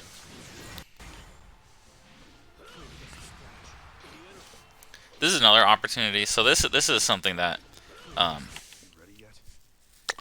lot of people don't do, and even I miss it sometimes. But when you see Percival JU, oops. So first of all, you can no, Eustace doesn't need to air throw this. Yeah, first of all, I'm going to talk about the 2H OS. So when you do Eustace's 2H combo, you do let's see if I can get the timing to. You do 2H into slow kill, right? If you're not already using the easy input, there's very good reasons to use the easy input. Because if you whiff this 2H, if you look at my inputs, I'm doing the easy input. I'm doing the easy input slow kill, and the second hit of the 2H comes out because the 2H whiffed. And on hit, I get the combo. So you should definitely be doing this. If you just happen to miss it here, that's one thing, but this is super important, and I think it makes Eustace's 2H like one of the better ones in the games against Airstall. And off this counter hit, oops, you just get like whatever combo, right? So you can just totally option select a lot of Airstalls like this. Right, so in this case, like you would have just got a counter hit 2HH, and then you get like whatever combo you want. I mean, just taking that is already 3,000 damage. That's pretty good. You're not too unhappy to get that. But also, like if you do happen to get hit by this, so let's say you have a normal 2H. When you see this Airstall, you should try to ground tech it, because the situation is much worse for Percival afterwards. A lot of Percivals will like autopilot the safe jump. Oh my god, I actually anti-aired it.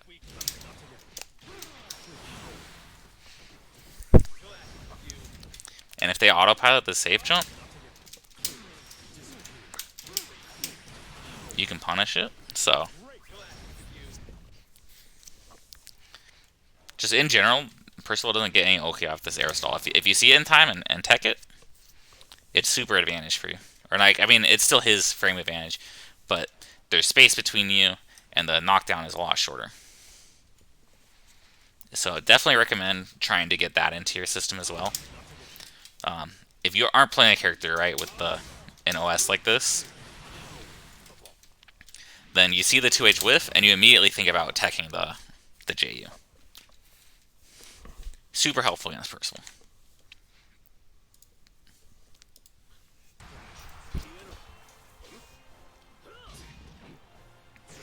There's the JU. Again, we just talked about the OS. I think that Eustace actually shuts down JU pretty hard. So try to guess the super. It doesn't work out.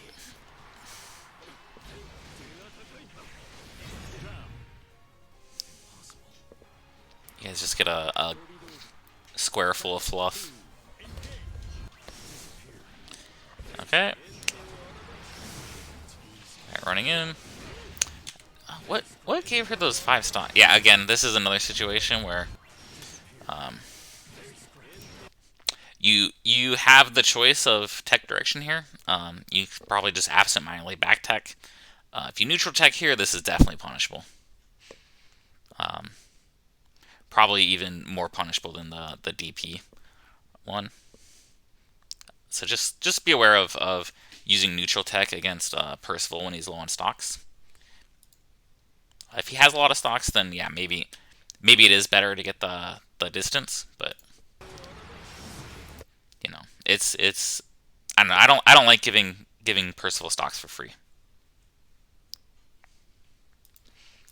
So, well, I mean, I think a lot of people don't.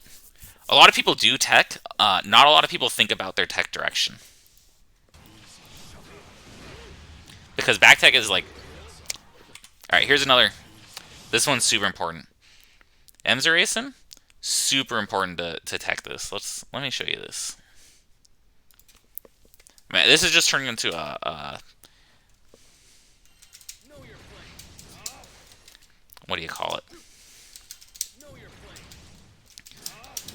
A lesson on teching, right? But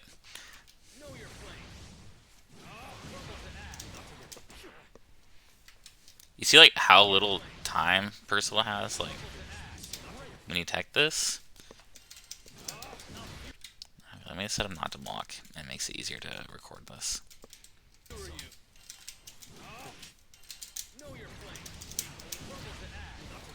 So like, let's say Percival wants to not spend Lord Strike and wants to stock, right?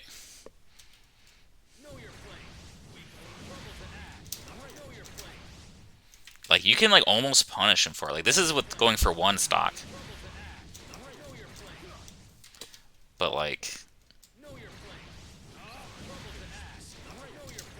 this is like super your frame advantage. But if you just take this knockdown,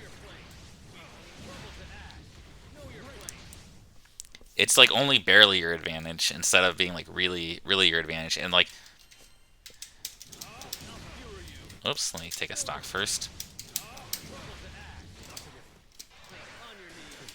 It's like, hypothetically, the situation can be really bad for you. If, like, he can just run up on you and get Oki. Whereas, like, realistically, this is not anywhere near the frame advantage he gets. So by teching the Emzeracins instead of just taking the knockdown, you sort of force Percival to give up Oki, except for like maybe a far normal. Like maybe he uses max range far H to hold you in place, right? Which is a lot worse than being able to run up and do a close light, or being able to run up and do a command grab. It's a lot less scary at that point. Percival has to take a much bigger risk to mix you up. So again, just teching is just actually so insanely important in this game, and it doesn't really get talked about a lot.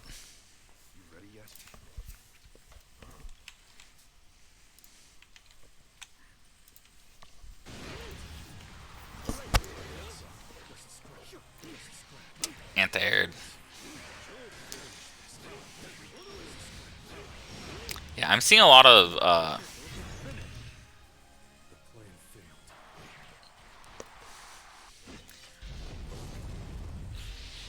there's a lot of one touch into grabs that you're getting hit by, and you get hit by like both the touch and the grab. I think it's a somewhat normal reaction to try to block after after getting hit. It's randomly Ren's KOF 15 stream coming on next. But something that is important, I think, is to sometimes commit to an option. I mean, not always. Like, you shouldn't necessarily continue holding up forward every single time you get hit by a close light, for example. But most of the time, if you're trying to go for something, like, and they call you out on it, they're going to combo you, right? So, in that sense, it's actually okay to, like, be trying to jump and, like, follow through. Like, take it for, like, 2 hits, or, you know, mash for 2 hits instead of just, like, doing it immediately on wake up. Maybe, like, block 1 or 2 and then go for an option. You did get hit very frequently on the very first like touch, and then commit to blocking after. In this game, generally, I think most people will try to melee you at least once, because the throw protection window on block stun is shorter than the throw protection window on wake up, because you get 9 frames of throw protection on wake up, but once you block something, you only get 5 frames of throw protection after leaving block stun, which is why so many people will melee you with 5L and then go for a throw after that, because it's a more difficult situation to manage, and the gap is much smaller. So you can commit to that and implement like more like fuzzy mashing to try to cover, or like a fuzzy jump to try to cover that like 9th frame grab, while also dealing well with meaties. It's just like an example of what that might look like real quick, and then call this pretty good. So like let's say Percival's going to do two things, right? He's going to run up, he's going to jab you, and let's say he's going to throw you, right? So these are two things Percival could do. He can do a lot more, but let's say we're only worried about these things. So fuzzy jumping is pretty well documented in general, but just to show you, like, oops. I think I recorded a dodge on one of them, so this is going to be a totally useless.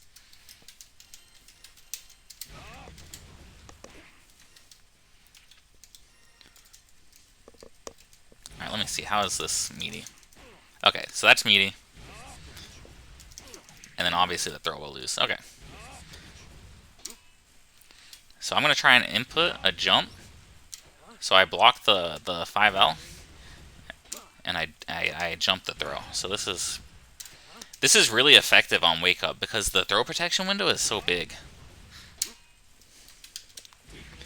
You can't do this as well like in the middle of a block string.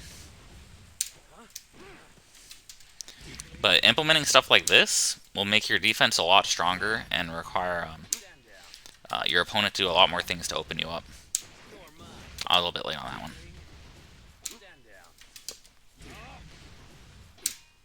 So if you look at my inputs, you can see this third one from the top. I don't know if you guys can see my cursor. Probably not, because this isn't on my game source. But you see the third one from the top. I'm inputting up back every time and still blocking the jab. So this is just a really good concept to implement. You see every time there's an up back, but not every time there's a jump because I'm in block stun.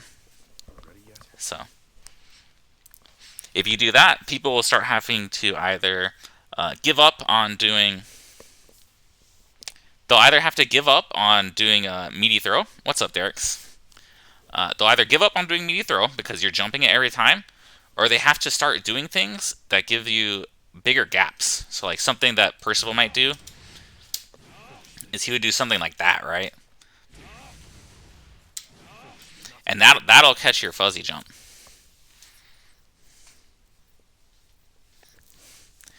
But the thing about that is now Percival's putting a bigger gap, and you can fucking mash on him. So you just used this like new technology, this fuzzy jump that can't lose to meaty 5L, and it can't lose to meaty grab.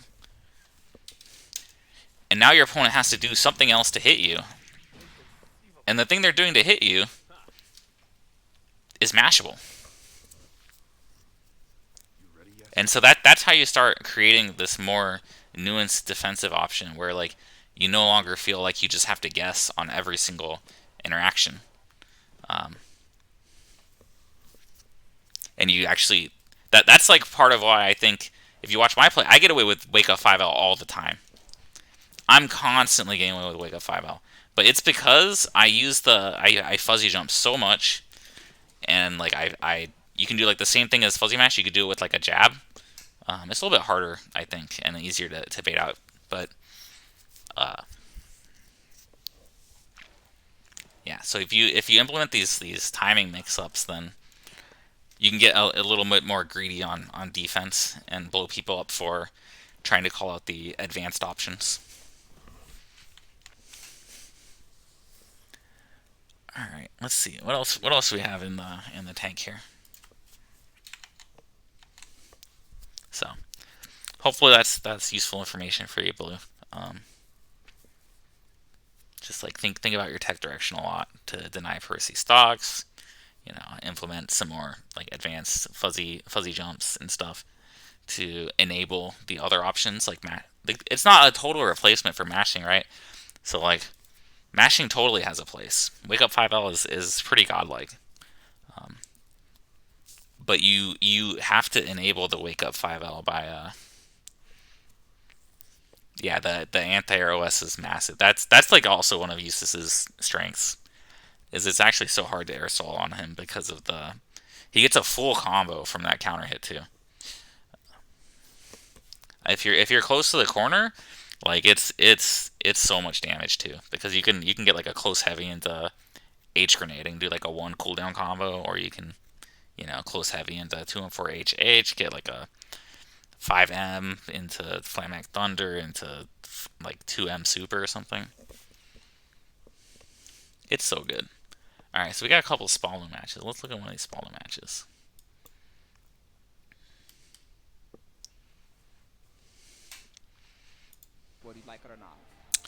Alright, you gotta block more Spaldo. Alright, moving on. No, I'm kidding.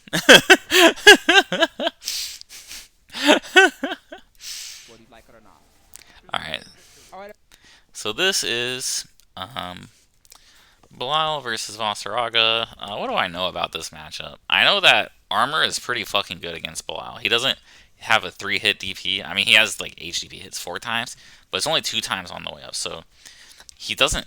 Bilal doesn't have great options against Armor. He doesn't have any 3-hit moves. He has like Spinner will break it, but Spinner's slow as fuck, and H Fireball will break it, but you have to have space for that, obviously. So anyway, so I think the main goal in this matchup is to earn armor, which you probably already know. You know that better than I do. Everybody, so player one side, you got Mad Best Killers. Mad Best Killers, like there's more than one of them. No, Mad Best Killer, singular. Okay. Up against Spaldo. Push him out. 5H, a little bit too far away. The loser's top 8. I'll pay out your skulls in just a moment, okay, everybody? The winner was iPhone over Hey You. Try to go get hit by a DP. That's fine. Sometimes you're wrong on the RPS.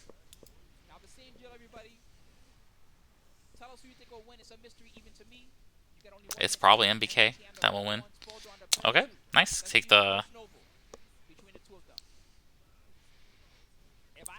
side switch. This is very good. So far, everything's going pretty well.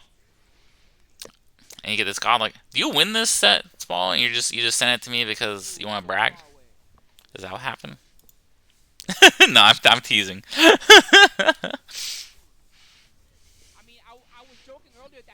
Okay, 5H. Alright, out comes DP. I think you actually knew about this DP actually. You went for the low as soon as possible. You tried to catch him holding forward and doing this, but you just weren't close enough for the step to hit. Otherwise, it would have beat him.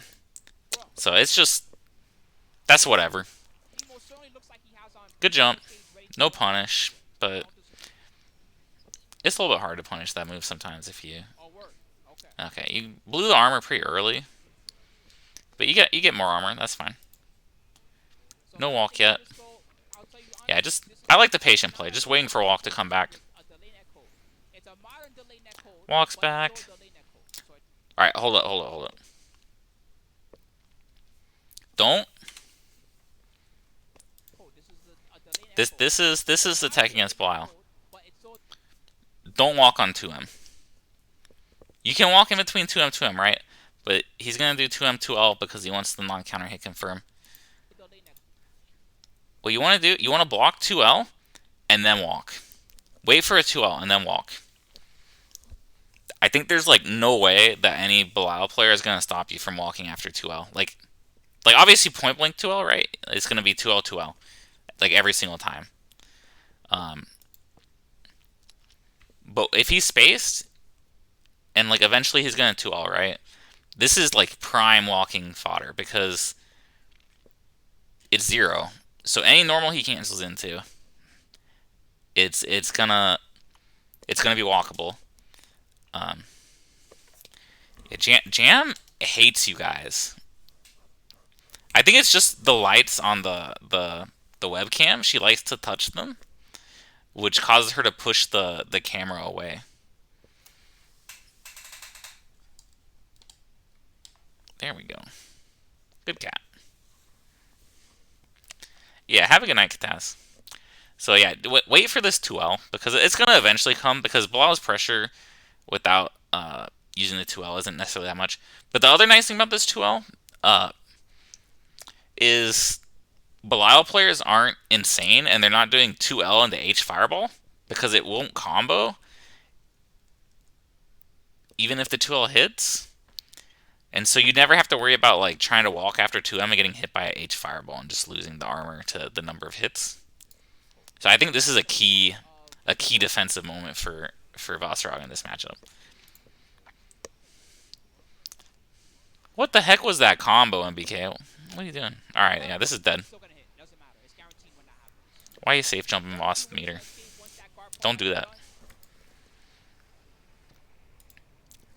Just stay on the ground and 5L him. Okay, going in. He had reversal. That's like 3 in a row. At this point now, it's like, all right, he's just fucking reversing every time he's on defense. I mean, you haven't stopped him, so it's working. All right, let's see what happens here. Okay, he spins the spinner. Oh wow! All right, that was insane. You can't. I feel like that moment, like that's just like, damn, MBK played mad good. That's not on you. He just went insane right there. Like, who the fuck dodges that?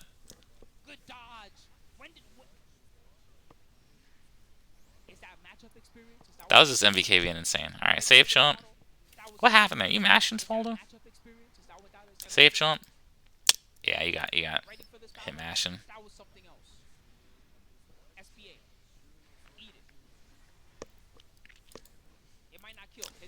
I mean, I think Spaldo like was like reasonable enough, right? Because like the very first one he did it.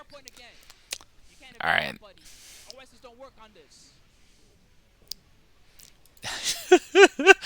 FBK got hit by this SSBA on his safe jump twice in a row.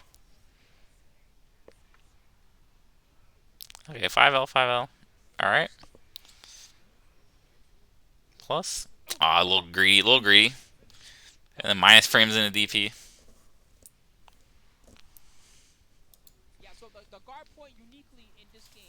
Was that chip, actually? Was that?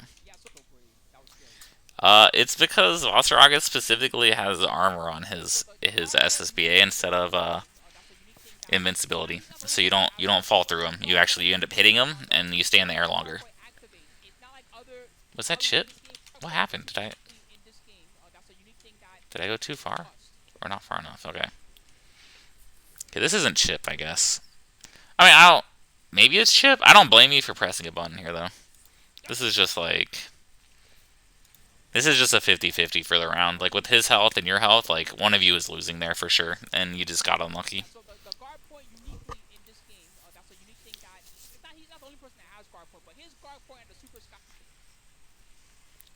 What's up, Caswirl? That's Nico from the other day. How's it going? Okay, you got some pressure. Alright, I like the weight there, actually. This was pretty good. He's been pretty active with the DPs, so I think he had a decent chance of being a DP here, and at the range he's at, I think the DP arc just whiffs.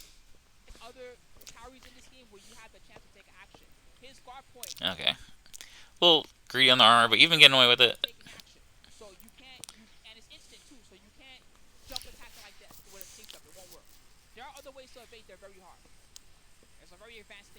Yeah, he didn't even have DP to be inputting, but you caught him trying to input a DP or a fuzzy jump. That's just unfortunate. You missed the... You did the jump in a little too early. You should have saved SSBA, dude. It's been giving you free 5,000 damage every round, dude. I wouldn't spend SBA.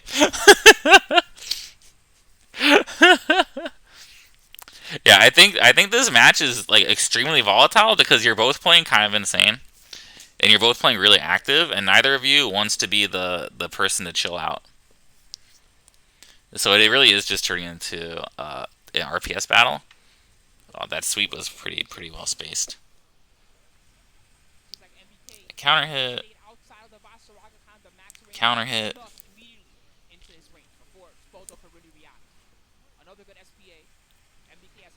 So what I would do here, if I were you right now, I would press the button that knocks my character over. And then MBK will do a safe jump, and you'll SSBA him, and then you'll 50-50 him for the round. But you didn't have enough HP to get knocked down and get your free SSBA. Yeah, so I think the biggest takeaway from this matchup is, like, you were playing really actively, MBK was playing really actively. There wasn't a lot of exchange of information, right? Like, even, like, watching, like, this whole first to 2 was, like, 4 minutes. There wasn't, let's see, it started at 17, there's, like, an intermission, and then it ends at 22. So this is a 5-minute first to 2 that had, like, five or six rounds? I think it was 5 rounds. Which is pretty fast. I don't know. I think some rounds go fast, and sometimes you just have to learn something about a player. But, you know, it's you can't count on the other player slowing down, right? So if you want to be able to get more information and, like, get more consistent against this kind of player, why doesn't ProZD make skits anymore? I don't know. He's too busy voicing Vasaraga. Yeah, it's the Jamcab Siva. Oh shit, yeah, let's watch this video. You're so right, Solo. Fuck. Sorry, Spalter, we're out. But yeah, I mean, there is such a thing as playing too defensively and too passively. But I think that because you challenged on, like, almost every time he was minus, and, like, you challenged a lot on your own defense, as a result, like, you get less opportunities for, like, information exchange between you and the other player. And as a result, like, you know, you're, like, halfway done with the set. You're, like, here when you're like, damn, MBK really likes the DP, but the set's already, like, 3/4, 4/5 of the way over. So, like, you either need to make, like, faster decisions about the player, or you need to try to figure out how to slow it down yourself. And, like, we've talked recently about, like, how, you know, blocking more gives you, like, I know, obviously, like, mashing all the time doesn't always work, right? But especially in a tournament setting, where you only have a first 2 to learn, if you play aggressively or you play volatilely, you end up with a lot less time to learn what your opponent does. Which, I don't know, maybe if they're, like, a lot better than you, that's in your advantage, right? Because they have less time to learn what you're going to do. But I think that if you want to be a consistent placer and, like, a really strong player, like, you need to be willing to try to, like, feel out your opponents more. Just by either, like, approaching things safely, try to, like, mitigate how much damage you take. Maybe it's not always, like, the optimal play, or, like, the most winningest, but picking options that give you more information, like, getting DP'd is not a big deal. You get a lot of information and you take 800 damage. Getting hit by, like, a counter hit close heavy, though, is, like, you get very little information. You find out about a single close heavy, but you lose, like, over half your health. Like, or, like, if you get a throw, like, you get some information, but, like, you only lose, like, a 10%. That kind of stuff. I mean, that's why, like, I block so much, and then I mash, like, after I get the information, right? So that was a fast set. So let's go to your next one.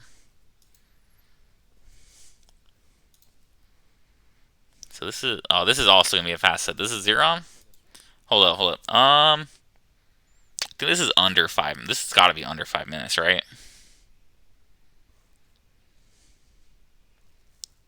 Yeah, this is like 5 minutes. Tournament organizers love players like you, Spall. You keep the tournament running on time. Zerom keeps the tournament running on time. MVK keeps the tournament running on time. You guys are doing God's work.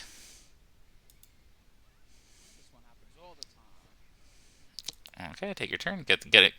You know what? I bet he's mashing DP right here, just like MBK, and that's why he gets hit low.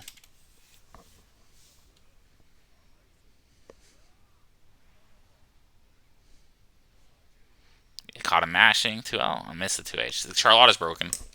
This combo, this works on any other character. This definitely will never connect on Charlotta. She has a broken hurt box. So maybe figure out a different Charlotta combo. Not like a huge priority, but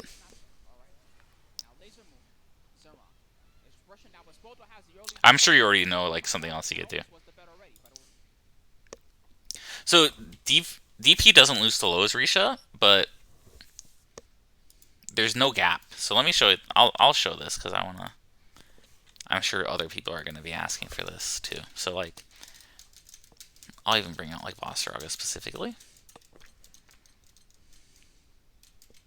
Anyone with a DP, Percival, sure.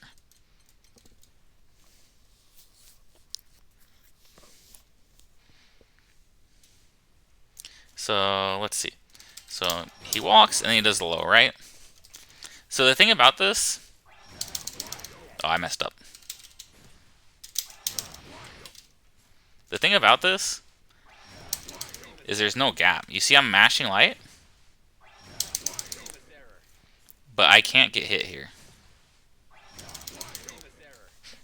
Because there's no gap. This is a gapless string when executed properly. So let's say I decide to mash DP. I get hit. The reason for this is to mash DP, I'm holding forward and I'm standing up. So it's not that the DP loses to lows, it's that I stand up to do the DP, and as a result, I get hit by the low. Because there's no gap for the DP to come out in. Does that make sense? Yeah, so by creating gapless lows, you're actually able to bait some DP mashes without having to like make a hard read. No one does this, but you can input technical DP because technical DP ends in crouching input. So by inputting technical DP here, I've managed to both block the low and also buffer a DP. So that's one of the advantages of technical DP that doesn't get talked about very often because it's a lot harder to do a technical DP here than to do easy input, because everyone wants to mash easy input and pressure, but they'll get caught by lows. So that's why the Vostraga player will do the immediate low to try to bait a DP. It's not about directly baiting the DP. It's just catching them standing up, because every single reversal I can think of except Turbulence requires you to stand up to do the easy input. They're either forward in S or back in S, or neutral in S in Charlotta's case. Uno's not on is Uno's on down? No, Zeta's is back, Nathan. So you still have to stand up. I'm pretty sure down back gives her the 2-2 input. Uno is down. Damn, Uno's broken. Anyway, so Zero just gets in right away. Round start. Flip. Jumps on you. I don't know about this fireball. I think like you intended for it to be a cancel, but like maybe it came out even though the medium whiffed. So maybe that's just a misinput, but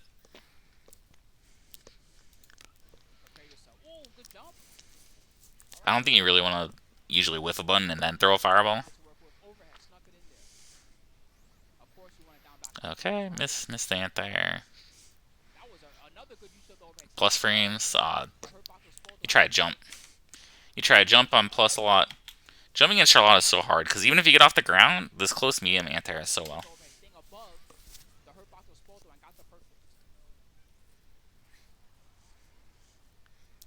You had that moment. You were just like, I'm losing, but what if? And to be honest, those are kind of the rounds to go for. Like, in this round, like, you're kind of like already getting dumpstered, right? So it's like, I don't know. You need to make a big play, or like you're just gonna get chipped to death. So you went for a big play, and then you were wrong. But it's up, Devon. Sometimes you gotta make the big play, but you didn't really have the resources to make the big play there. It's not like if you defend a bit more, maybe you have a 100-meter at that point, so like Zerum has more to worry about. But you like died with 74-meter on your guy.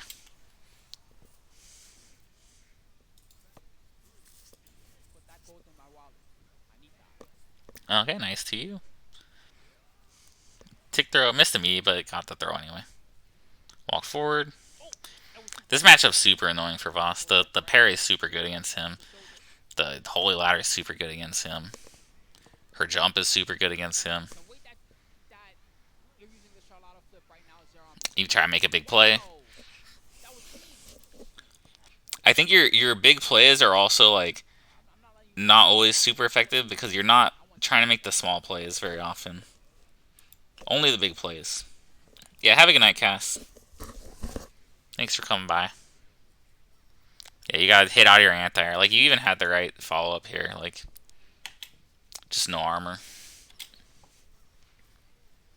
Okay, 2L, 2L. You got the armor, and then you kind of got hit out of it. I think it's maybe a little bit greedy to try to go for something immediately after. Because I feel like when you armor here, you're almost like... This is pretty punishable on reaction. And so you kind of got lucky that you didn't get punished. So trying to spend the armor right away, it gets you hit out of the startup. If you had decided to block and like... I mean, it's kind of obvious in hindsight, but... You know, of course he's going to try to punish the 5U. So the fact that he's like 2 or 3 frames late is not super surprising. And catches your armor startup. But if you block and then you have armor in his corner, that'd be pretty nice.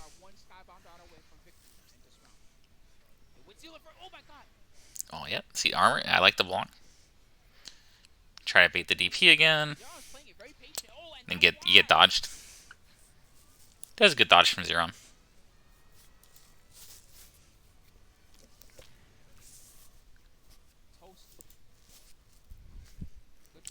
This is kind of like a lot of the same, similar vibes. I mean, it's the same tournament, right? So it's like not unusual that your play is similar, but it's just very aggressive, very volatile. You're not getting a lot of time to get information.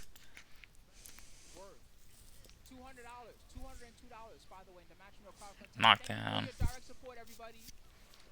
I think if you neutral tech this setup, I don't even know if that one's plus actually. Let's check that out because I'm curious about it myself. You get hit by M-ball into immediate M-ball. It shouldn't matter what character it's on, but because the M-ball knockdown is pretty crummy. So I want to take a look at this. So let's say...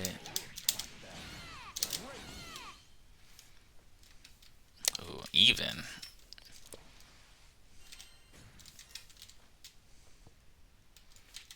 Do I have to actually, like, record it as Charlotta because the frame data is not super great when it's even like that?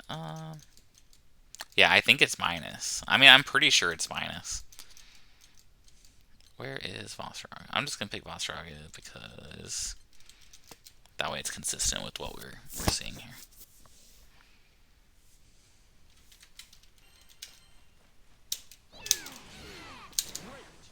Oops.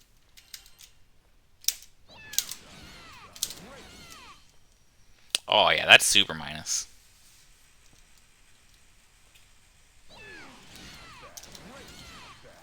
I mean, well, there's no way this is... So if you neutral tech this, you can punish her. Like...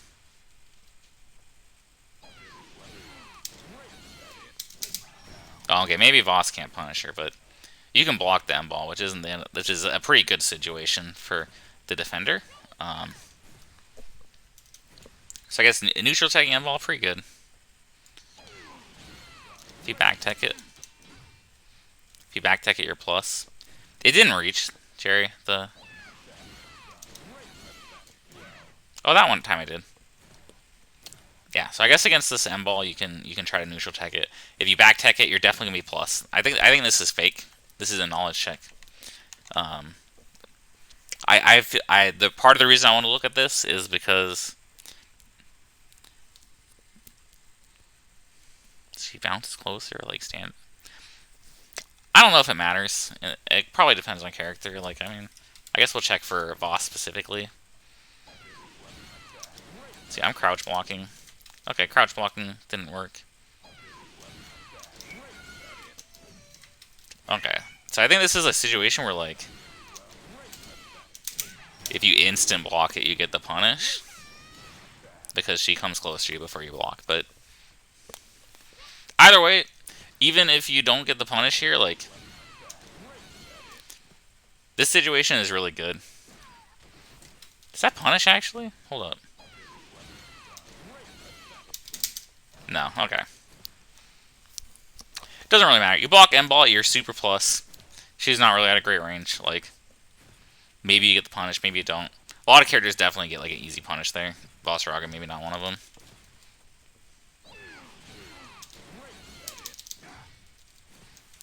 But you do get pressure. You can get far medium into walk. And then mix them up off that. So. That's just a knowledge check that... I think I failed this one too the other day. Because I was like, wow, he gets Oki off M-Ball? And I was like, I gotta check that in training mode later, and I didn't. Yeah, he's like definitely minus here. Let's look at this. You're like already up, and he's still ending his M-Ball. So. It looked really confident, though. I don't blame you for blocking. I also blocked. Run up 5U, the Zerom special. Nice. Tackle knockdown. Oh, yeah, he beat the grab.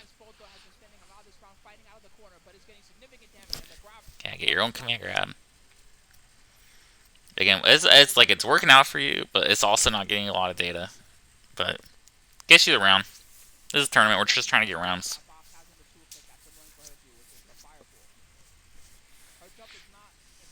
Oh, we're trying to get games. Rounds don't matter. Okay. So far, you haven't hit him once with that, so I think it's time to start adding some other things, which they all lose to 5U except the command grab, so maybe it's tough because of Charlotta. Unfortunate punish miss. Guess tech.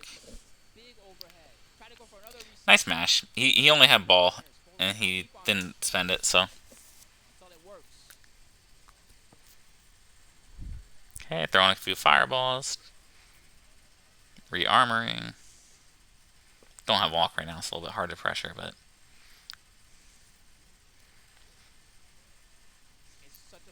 Yeah, it's like the fourth low he's blocked.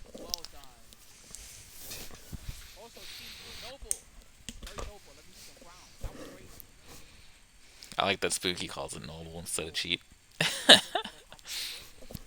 It's one of the great Spookyisms. Okay, missed the Anth there because it was neutral jump.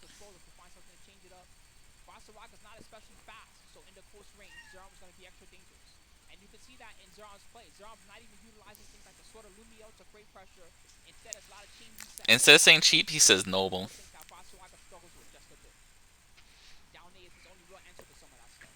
Yeah. I guess this is again like, I guess like I mean I don't want to talk about this too much, but it's super important. Like, you're kind of mashed in Spaldo. Like, this is another round you died before reaching 100 meter. Like, you're trying to make the big plays, but you're trying to make the big plays every time. We already had a long conversation about like how you can start implementing like fuzzy mashing and like fuzzy jumping more. So I'm not gonna get too into it now, but I think like for me, I think your meter is like the super good indication that you're being done, like you're mashing too much. Like whenever I die, if I look at my meter and it wasn't full and I didn't spend a super, I'm like, damn, I fucked up. Because you get a decent amount of meter from getting hit. So that's like the sad haha. That's how I feel. Like that was me against Jerry. Cag doesn't even build that much meter. Maybe Vera can't. But me against Jerry today, like I would like mash on wake up and I mash on wake up again and I wake up DP and then I'd lose. It was pretty awesome.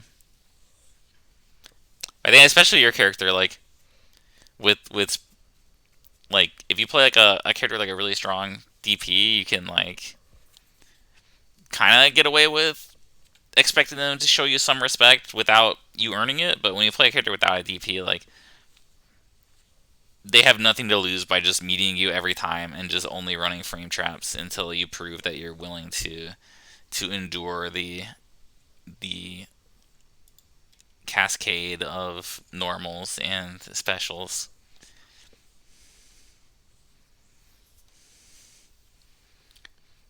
It's like I think especially against the stronger players, you're gonna find less and less people are gonna throw you for no reason, and they're gonna wait for you to prove to them that they need to throw you to hit you.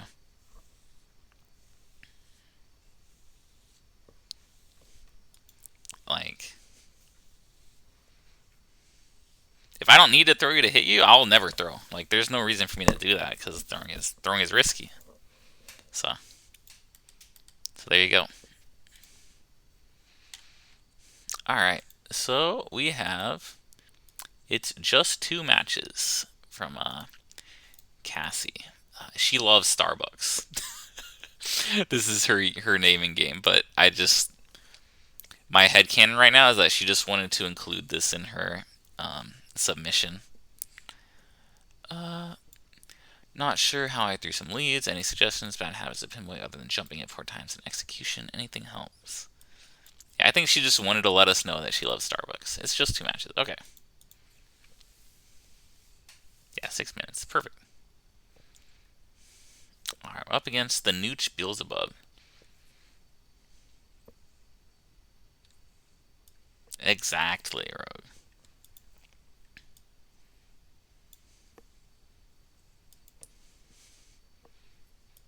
Alright, let's see. I'm gonna have to make Belial noises or something because we don't have audio.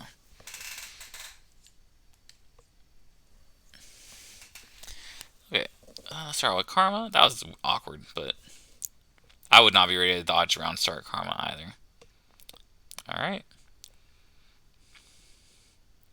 Go for command grab. 2H, 2H. Yeah, just switch sides. Alright, DP out. Alright, we're out. Alright, wake up, command grab. This happens sometimes. You could maybe, like, I don't know if Cassie knows about this, so let's, I guess I'll just talk about OSing command grabs real quick. There's probably at least one person in the chat who doesn't know about that. So when you get a knockdown against a character with a command grab,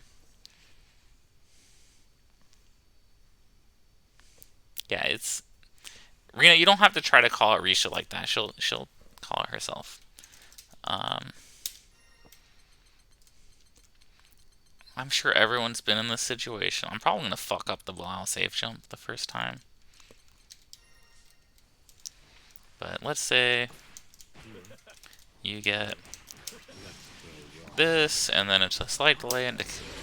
Yeah, so it makes your safe jump with, so you land, and because you landed, you get command grabbed.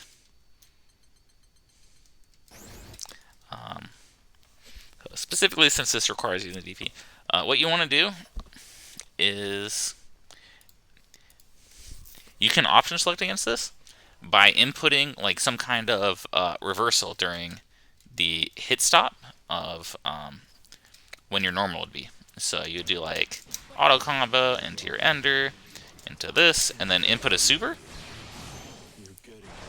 and then it'll just automatically come out whenever the jump heavy whiffs.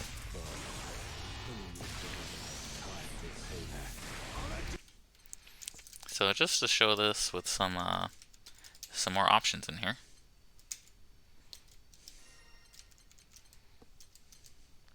So here on one of them, he's going to do a super, and on the other one, he's going to just get hit because I don't have him set to block right now. So do my safe jump again, jump heavy, input the super during it. So we look at my inputs.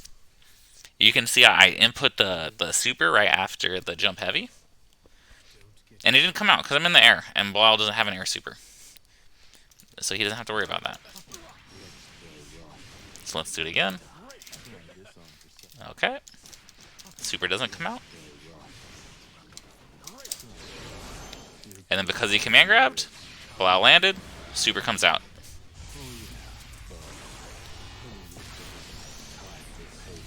So you can also do this with like a DP, for example. It's like here I was using the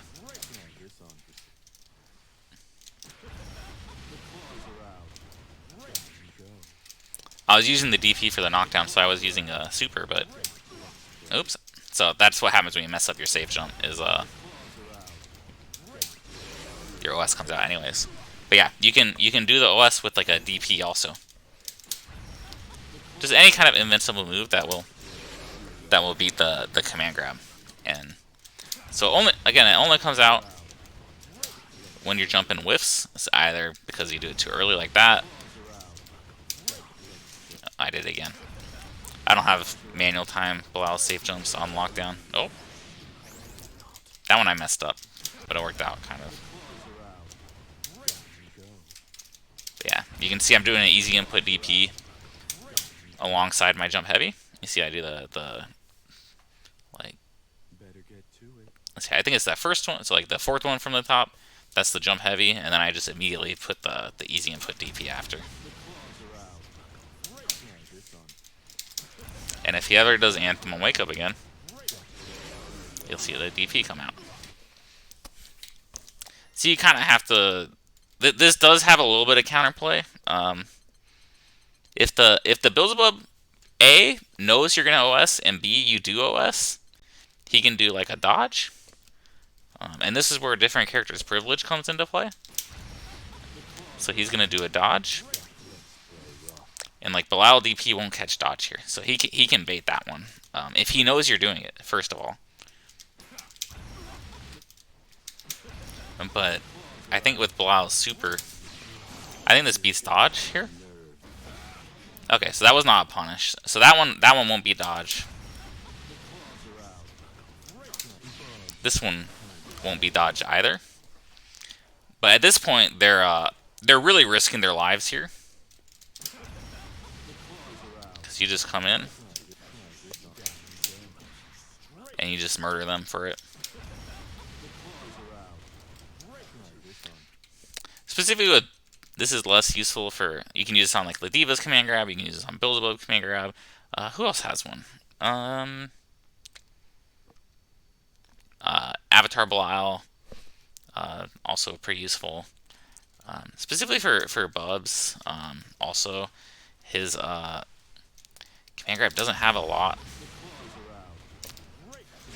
I can't really do it mid-screen. I don't know the setup. But his command grab doesn't have a ton of range. So you can like safe jump him from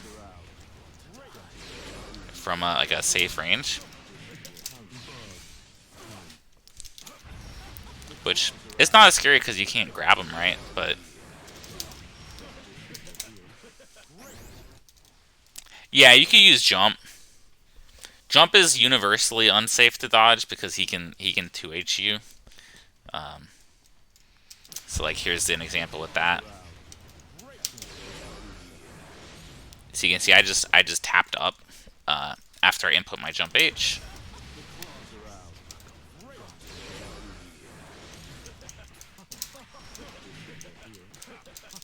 And you just get whatever punish you want. Yeah, so that's backdash works. Maybe not with Belial. Maybe I didn't get the timing right. This one might not work with Belial. Let me see if I can even get it on, like... Because Belial's got the weird... I just can't get a backdash for some reason.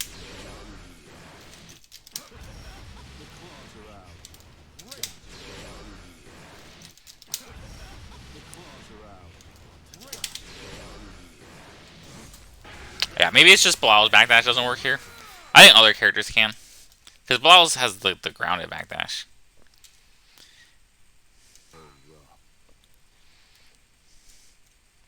Yeah, I figure you could backdash too because it is very... It's auto time safe jump? Okay.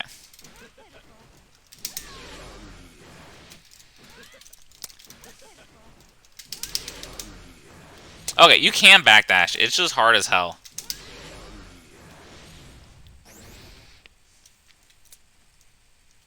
I don't know. I think that Loane and Belial maybe don't get frame one throw and vuln. But this is also just seems like mad harder for some reason.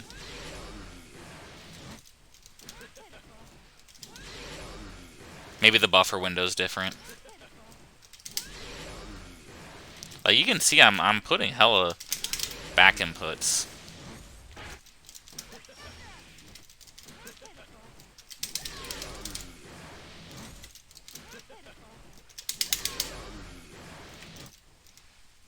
Yeah, back jump is a relatively safe one.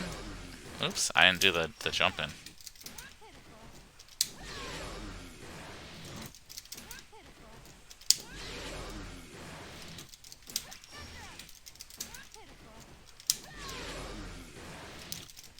I suck, is what I'm learning. But you can back jump, and then you usually have enough time to punish, and it's not as 2Hable. So if he dodges, but just general concept is you can sort of option select some choices behind safe jumps against characters with command grab supers. Good to know about. So you might have been able to avoid this situation entirely. Okay, tick throw. And yeah, you're talking about holding leads, and in this situation, going for like a safer Oki option would have been good, or something like Belial can do too. He doesn't necessarily need to be in close light range. You can maybe space yourself out and like go for a like a little bit more of a space 2M meaty. Yeah, and just you get thrown twice, and then you get a little antsy on defense, understandably, because now you're in the third throw it killed you.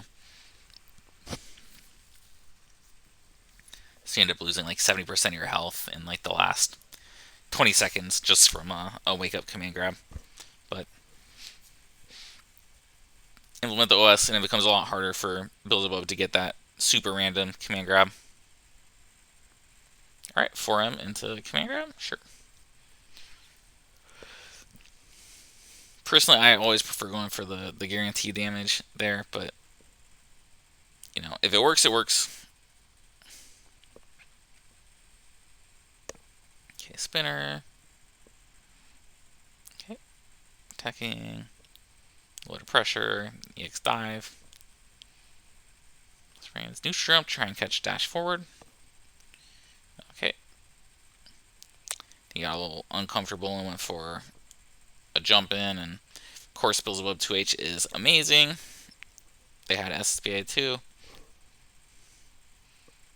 Still alive though, got a little bit. But you're in that one throw range. This is always the most dangerous, time. Oh, that was a good roll. Needed a big play, made a big play. Got back into it.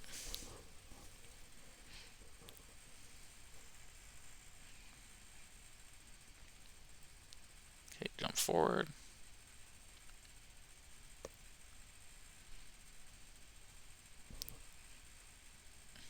Bub's overhead kind of cheap.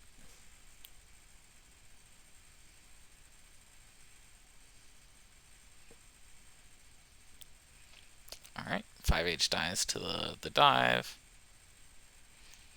Overhead throw. 5U out. Another wake up command grab. That one, like, you can't really get a safe jump off that kind of knockdown, so that one's a little bit more, maybe a little bit more inevitable. You can try to space it out a bit. Like I was showing earlier, is that it has like an extremely short range, so you can just stand out of it. But for Belial, you wouldn't have a normal to safely, I guess, melee with. Like some characters can use like max range 2L and like still not get hit by Anthem. But for Belial, if he goes for the max range 2L, like he has to worry about the other super will blow it up, or like a DP will blow it up.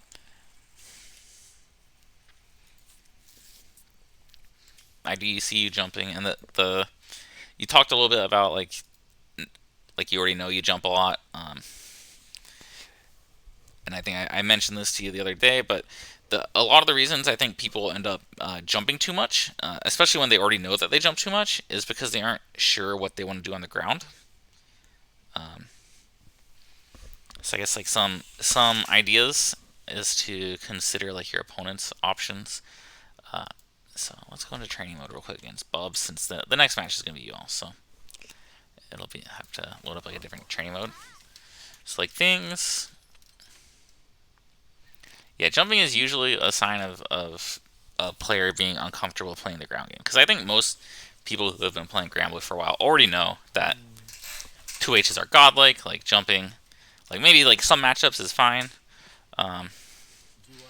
Main things, Bubs, like you have to worry about Bubs is like 2M. 2M is a pretty good button. It's pretty vulnerable to like a fireball throw. Obviously, like most grounded buttons. One of the best spots to throw fireballs is from outside your opponent's normal range. I mean that sounds kind of dumb, but okay, let me explain myself. Throwing a fireball from here is not super scary. Like it's not bad because it doesn't have a lot of risk, but it's also not scary, or like it's not necessarily going to hit your opponent, because Bubs doesn't really have anything he want to do from this range except maybe also throw a fireball. So when you're playing like this range, where Bubs might want to press 5H, might want to press 2M, might want to press 2U, 5M. Normal Belial is definitely stronger, but Belial Avatar is pretty sick too.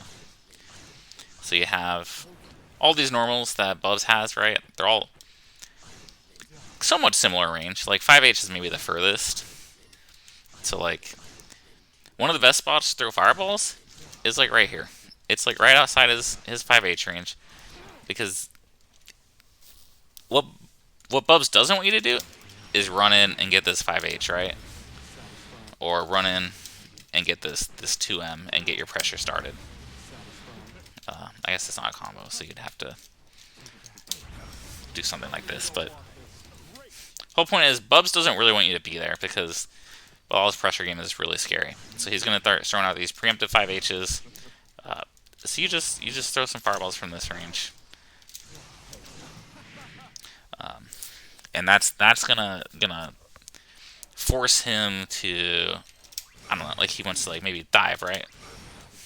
But even that like can get stuffed out by a fireball. I didn't mean to do it there, but or if you use the M fireball, it's just gonna automatically hit it. If you know he's gonna do it, you can like murder him for it.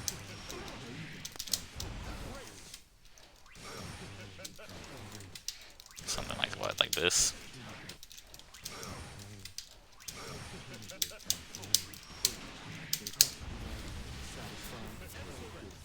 You can just do like a shitload of damage to him for thinking about jumping, or use like an M fireball, because if he's gonna beat the M fireball, he has to like really run up, right? And even that, if you take like a step back, he has to commit a little harder. Again, vulnerable to the grounded fireballs. Leaves himself super vulnerable to 5H. So I guess that's sort of like talking about like the sweet spot for fireballs is just barely outside your opponent's like poke normal, or like whatever they want to use to keep you out. And you throw just enough fireballs to make them sort of give up on the preemptive normals. And then if they stay on the ground, you can approach them. If they go in the air, you can think about anti-airing them, or like using like a different fireball pattern, like this one. It's probably pretty good at covering dive, right? And if they stay on the ground, it's also pretty good. Things to consider, just like more things to do on the ground, so you don't feel like, oh, he's doing 5H, right? Like okay, time to jump. Instead, you're just fireball, fireball, fireball, and now he's like, okay, well, I need to either, I don't know, maybe he decides, yeah, it's time to EX fireball, but like that doesn't knock down. You just took like, what is it, like 600 damage maybe, and Bubs is shorter cooldown. Like, it's not a big deal. Like, maybe you don't even get hit by that. Like, this is probably the worst thing that happens to you here, or you get hit by EX dive. But even that, you can outspace this one. So those are just some ideas of things you can do on the ground, and ways that you can like force your opponent's hand without taking to immediately to jumping and putting yourself at like risk of a 2H. Especially for Bilal's fireball game, where like you're not immediately screwed if they jump this, right? Because of the 4M fireball, 4M follow up. If they start like rolling, you know, you can catch them out with this. He's got a lot of options on this fireball game, and that'll help you stay on the ground more and give you more to think about. And yeah, as you get more comfortable with that, you'll find yourself jumping less because you no longer need to.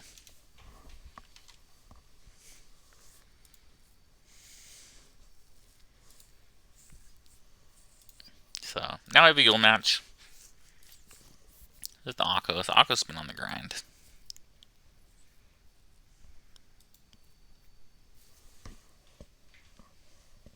I'll pet jam in between the matches.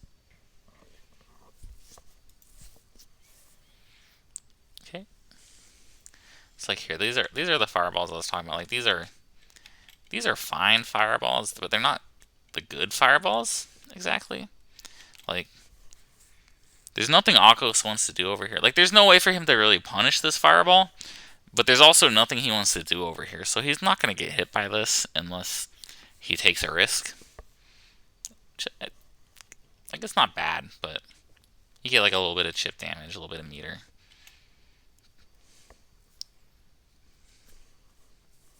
So that was a good fireball. These are really good fireballs. This is a good range. This is like just outside. Like Yoel's 5M probably goes to about here, and you throw a fireball here, and then he tried to commit to Starlit Sky to sort of poke from outside his poke range, but the fireball denies it.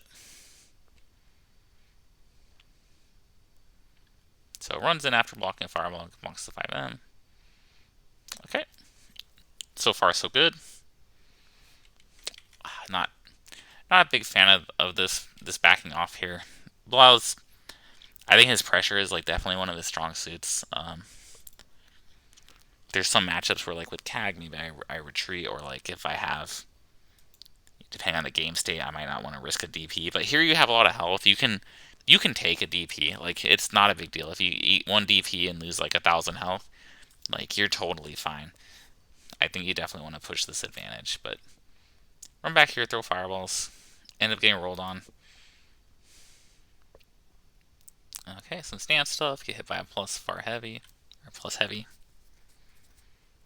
Okay, caught again by the stance heavy. That was good going for the 2M. Didn't get bait on the throw tech, but ended up catching this jump here.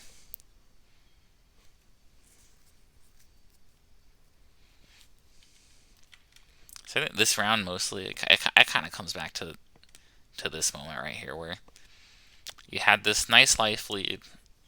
You had the opportunity to push the advantage, get the opponent deeper in the corner. Backed off, lost a lot of space, and then one small error. Like, this fireball itself is like not awful. Like, you kind of had the right read here too. You used the 4H spinner, which is to beat rolls, but it was a little bit too late, and you just kind of end up losing the whole game off of that one small miscalculation, which is tragic. But I mean, that's kind of how fighting games go. Is they're very volatile. You can lose very fast.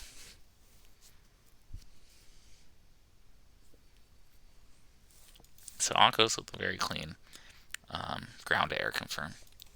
Close it out.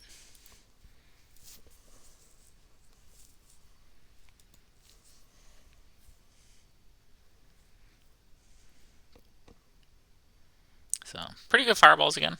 Again, pretty good range. Okay, pressure. A little greedy with the sweep there, but it worked out. He tried to dash up. Okay, just a little bit back off. See, this is the situation where I actually really agree with this backing off. So like, before you had like a hard knockdown, like you were super advantageous, you definitely could have gotten to close light range for free. Here you have a short block string. You go for a shimmy. You get this. This is like a space 2M. Like, this 2M isn't super godlike. If like you're like right in her face, any 2M, it's pretty scary. But you get this 2M, and you're like, okay, well, the only thing I really have here that can check Yule is either like sweep or 5H, which every block player knows are not like the truest frame traps. They have pretty large gaps, and they can get jumped on, or they can get mashed by like a fast button. So you're like, okay, I'm gonna play it safe. I like 2L, or you're already pushed out. Like, 2L is not like a great frame data button, and you're like, okay, I guess I'll just back up a little bit. This is good. This is like a good example of backing up.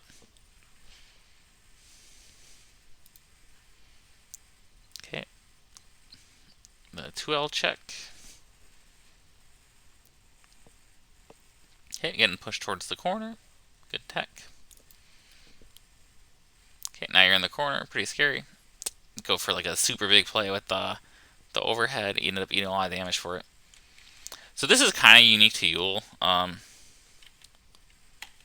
You generally want to avoid situations where Yule can hit you airborne near the corner. I mean, a lot of characters are actually like this, but Yule as a character does not get very big grounded corner hits.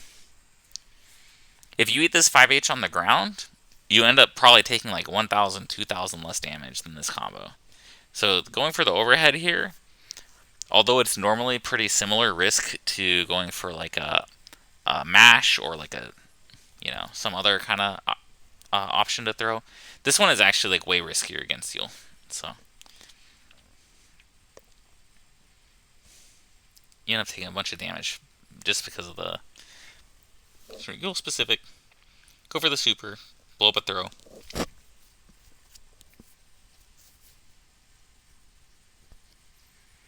Get an opportunity to pressure.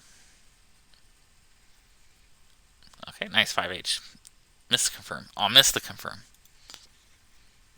Both those would have been huge. Crouching 5H hits. And then just end up get stuffed out. Totally winnable round. And honestly, the other round was winnable too. And you wanted to talk about leads. Like, you kind of had... the other one, you did have a big lead. And to pinpoint, again, sort of the exact moment where you lost this lead, it was right here. You don't want to overextend, but this is like a really advantageous situation for you. So this is I guess a bad example of backing off. And then earlier you had like the space 2M 2L, and you backed off and decided to take it slow, and that's like a good example. So it's just the amount, I guess, of advantage. This is just way too good of an advantage to pass up here. I mean, even if you just walk over here and you just get hit by EXTP and get knocked down like right here, that's already a better situation than you got hit all the way down here. This is like half the stage difference from just doing the one backdash.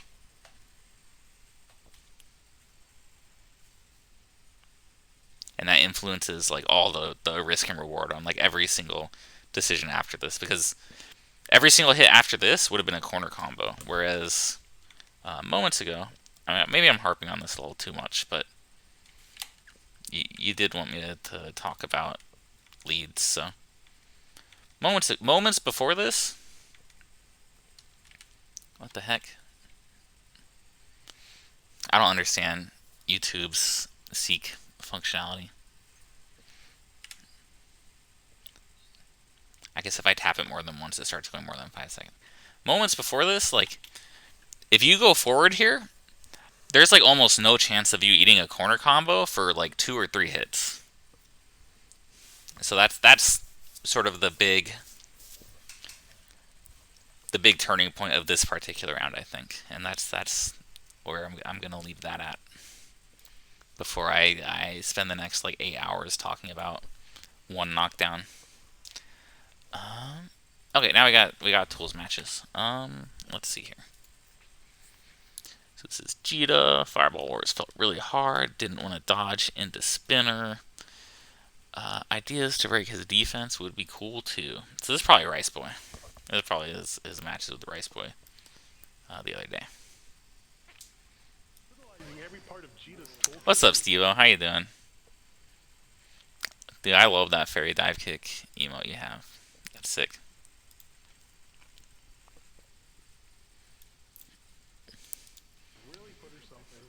So yeah, let's back up a little bit. I missed the round start.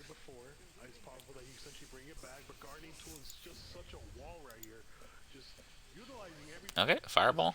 Jump in. Rice Boy is another person that jumping is so sealed against, dude. This guy always 2Hs. It's insane. Doing good, doing good. Okay, tech throw. With punish with the 5H. Nice challenge on the 2L.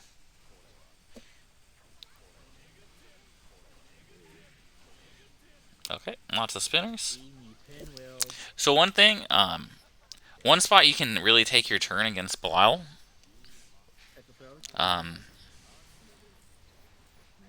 In like these sorts of situations. So here you block the fireball. You go for like a neutral jump, maybe bait like a 5H. Kind of like it. Okay, you try to dodge a fireball here, get tagged by the spinner. Oh, you're okay. Another one comes out. I thought you were gonna block that spinner, but I don't know what happened. But when you see these whiff spinners, okay, how far back does? Holy shit! Okay, Twitch goes way far back when you push left or right. That's unfortunate. It has a button for like 1 second, right? Maybe I should figure that out one day. Anyways, I totally missed the moment I wanted to talk about. This is why I do this shit for free, so no one can critique my critiques. So we see Belial whiff the spinner. If you're a character with like a fireball or with like some way to get screen presence, this is the perfect opportunity. So I think that if you're playing the fireball game with Belial as Jita, one of your win conditions is getting a charged fireball on the screen, right? Because that'll win you neutral, especially the EX one. So I think if you see him try to call a roll with an early spinner, this is a great chance to put that fireball on the screen and win neutral. So you should use this opportunity to set up a fireball. Because you can't really necessarily approach it, but it has a lot of recovery, so he's kind of stuck. That's a godlike confirm. Okay. Get hit by the 4M. Mess up his tick throw. Alright. Got jumped out on. Got a little greedy with the close heavy, but I think it probably would have worked if he pressed the button. It's just unfortunate he didn't press a button, so. Safe jump. Oh, tries to press the button. Tries to catch him jumping too, I believe. Ooh, okay, okay. Alright, jam might get in the way if I keep it maximized like this. Hold up. I know you guys don't want me making jam smaller, so let's adjust this. How can I do this? I know you guys don't want me making jam smaller.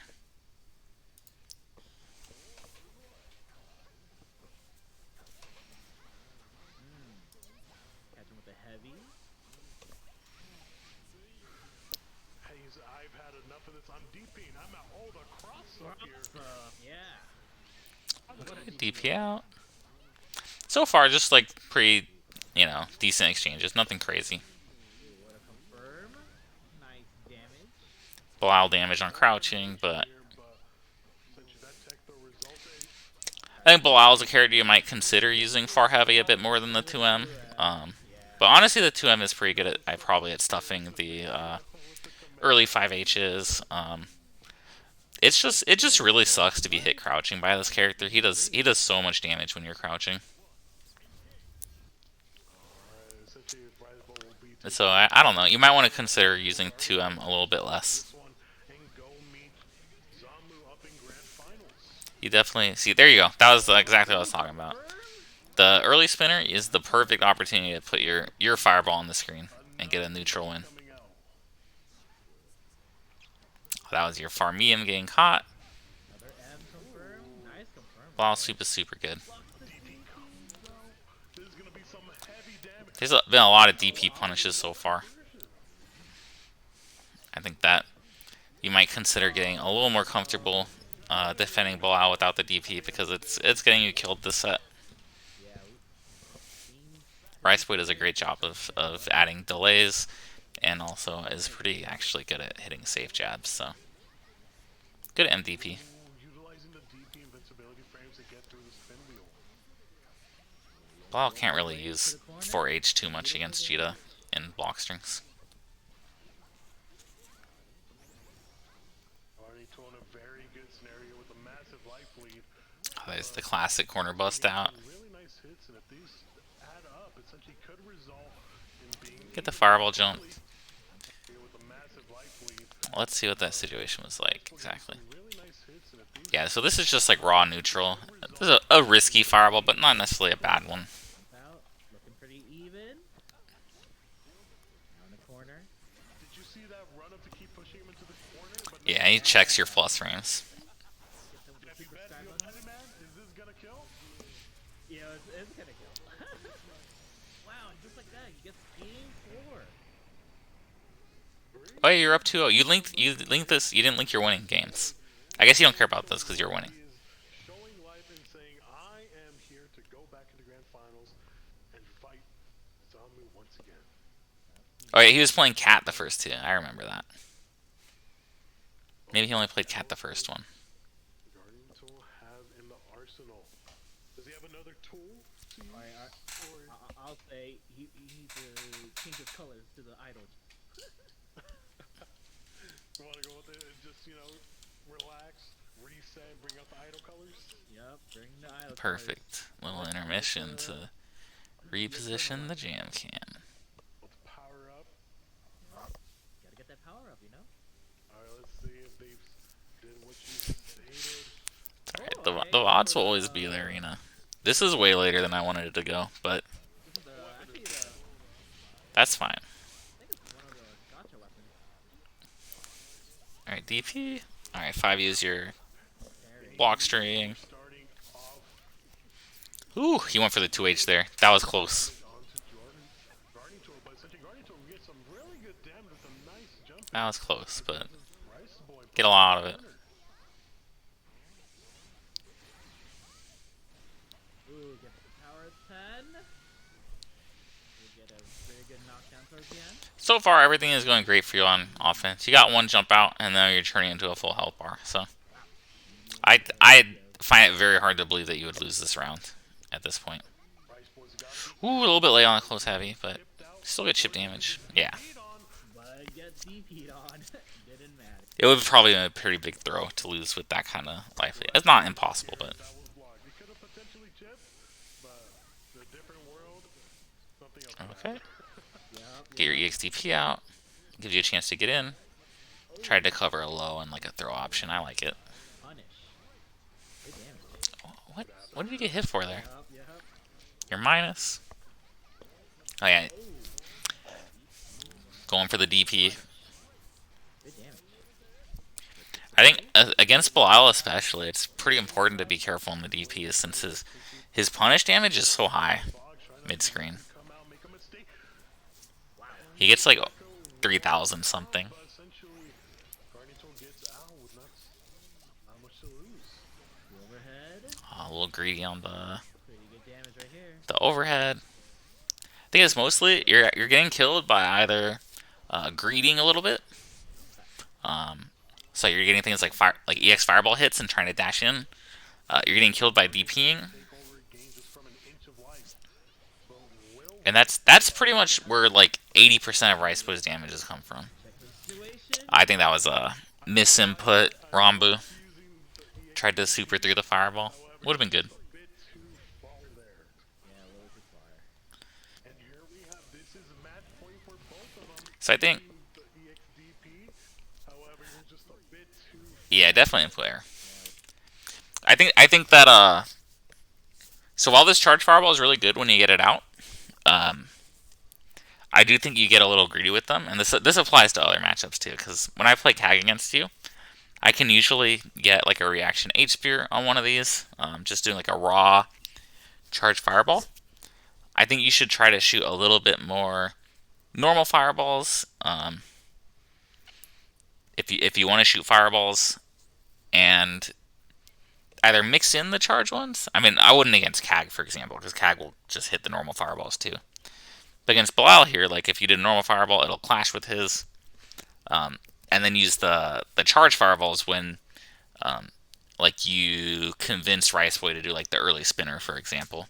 Gives you a great opportunity to put a charge fireball on the screen. I don't blame you for going for this. Like it's if the opponent gives it to you, it's like a free neutral, right? But And here we have this is a match point for both of them. Winner goes for I think Belial is throwing there. Oh, there's another DP. DP. Riceboy's blocking all these. I think I've seen like 2 DPs hit out of like 8. On the corner. Okay, safe jab setup. Deal with the Jita pressure. Looking for a shimmy, get nothing. Now his cooldown moves are out. Up. Oh my god. So spooky. Yeah, Riceboy's playing super safe right now. He does not want to lose this. everything. Here's the grab. Okay, grab. A nice hit Another into throw? Rekka into super good. Misinput on the safe jab. 2L command grab. The man Yeah, I think that. I mean, you're a much better Jita player than I am. I think that you're just getting yourself killed here with DPs because you don't really feel comfortable with something. You don't want to defend against Blau, which is understandable. I don't want to defend against Blau either. But Belial getting a lot of damage here, I think, is sort of ruining the risk-reward aspect. Like, because you're losing a solid. Let's see. I mean, I have Gramble open. We can just see how much damage one of these punishes is. It's a lot. We all know it's a lot. You know it's a lot.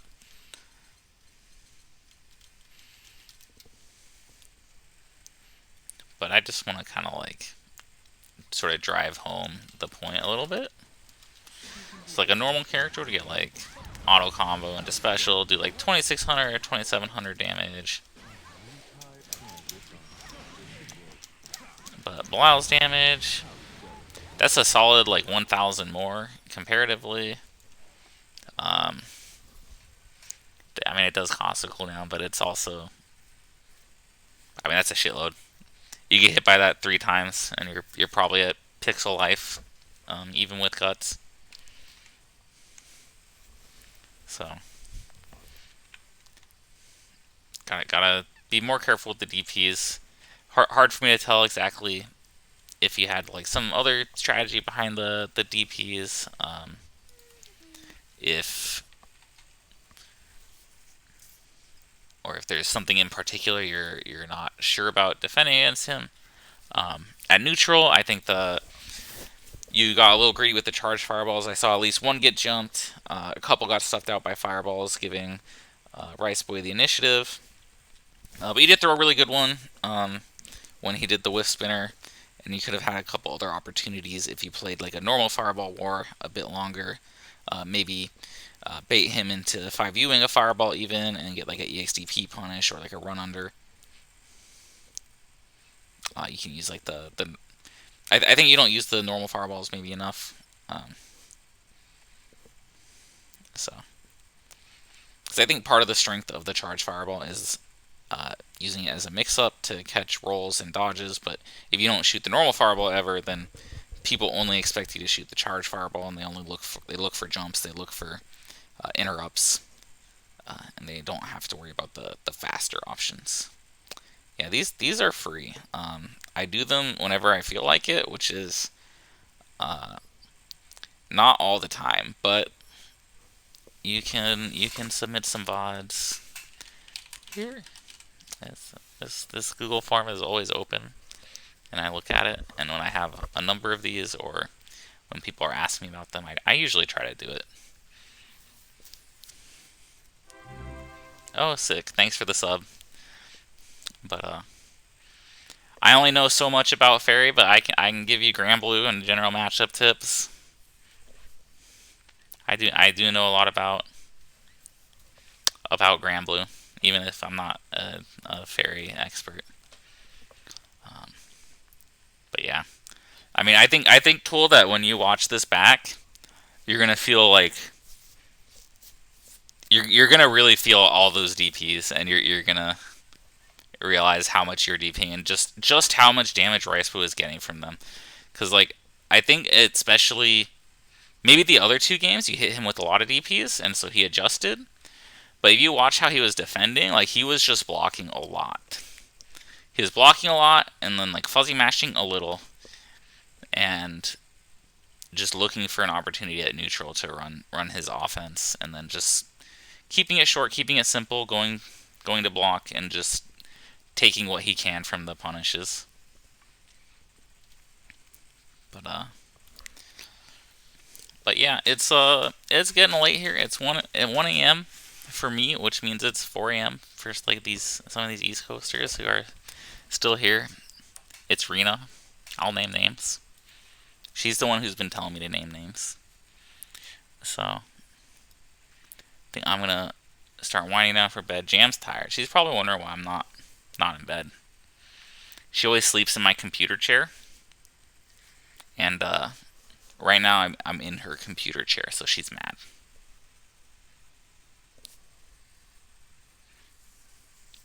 So I'm gonna hop off. I hope the reviews are helpful to people. I gotta go at these people on the VOD and make sure they see it. I will see you guys next time. Jam, say bye. Alright, she says bye. Is there anyone else streaming Grand Blue right now? Maybe Europe's awake. Maybe Japan's awake. I know Ren is probably doing a stream soon, actually. But Ren's on YouTube, so I can't raid him. Let me take a look. Maybe someone else is streaming Grand Blue. I'm sure everyone's going to bed, but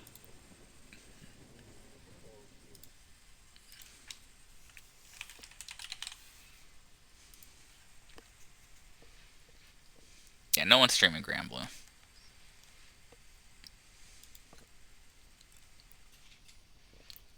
Well, let me see. Is that Spirit Juice playing Elden Ring on Finest KO? Who is this?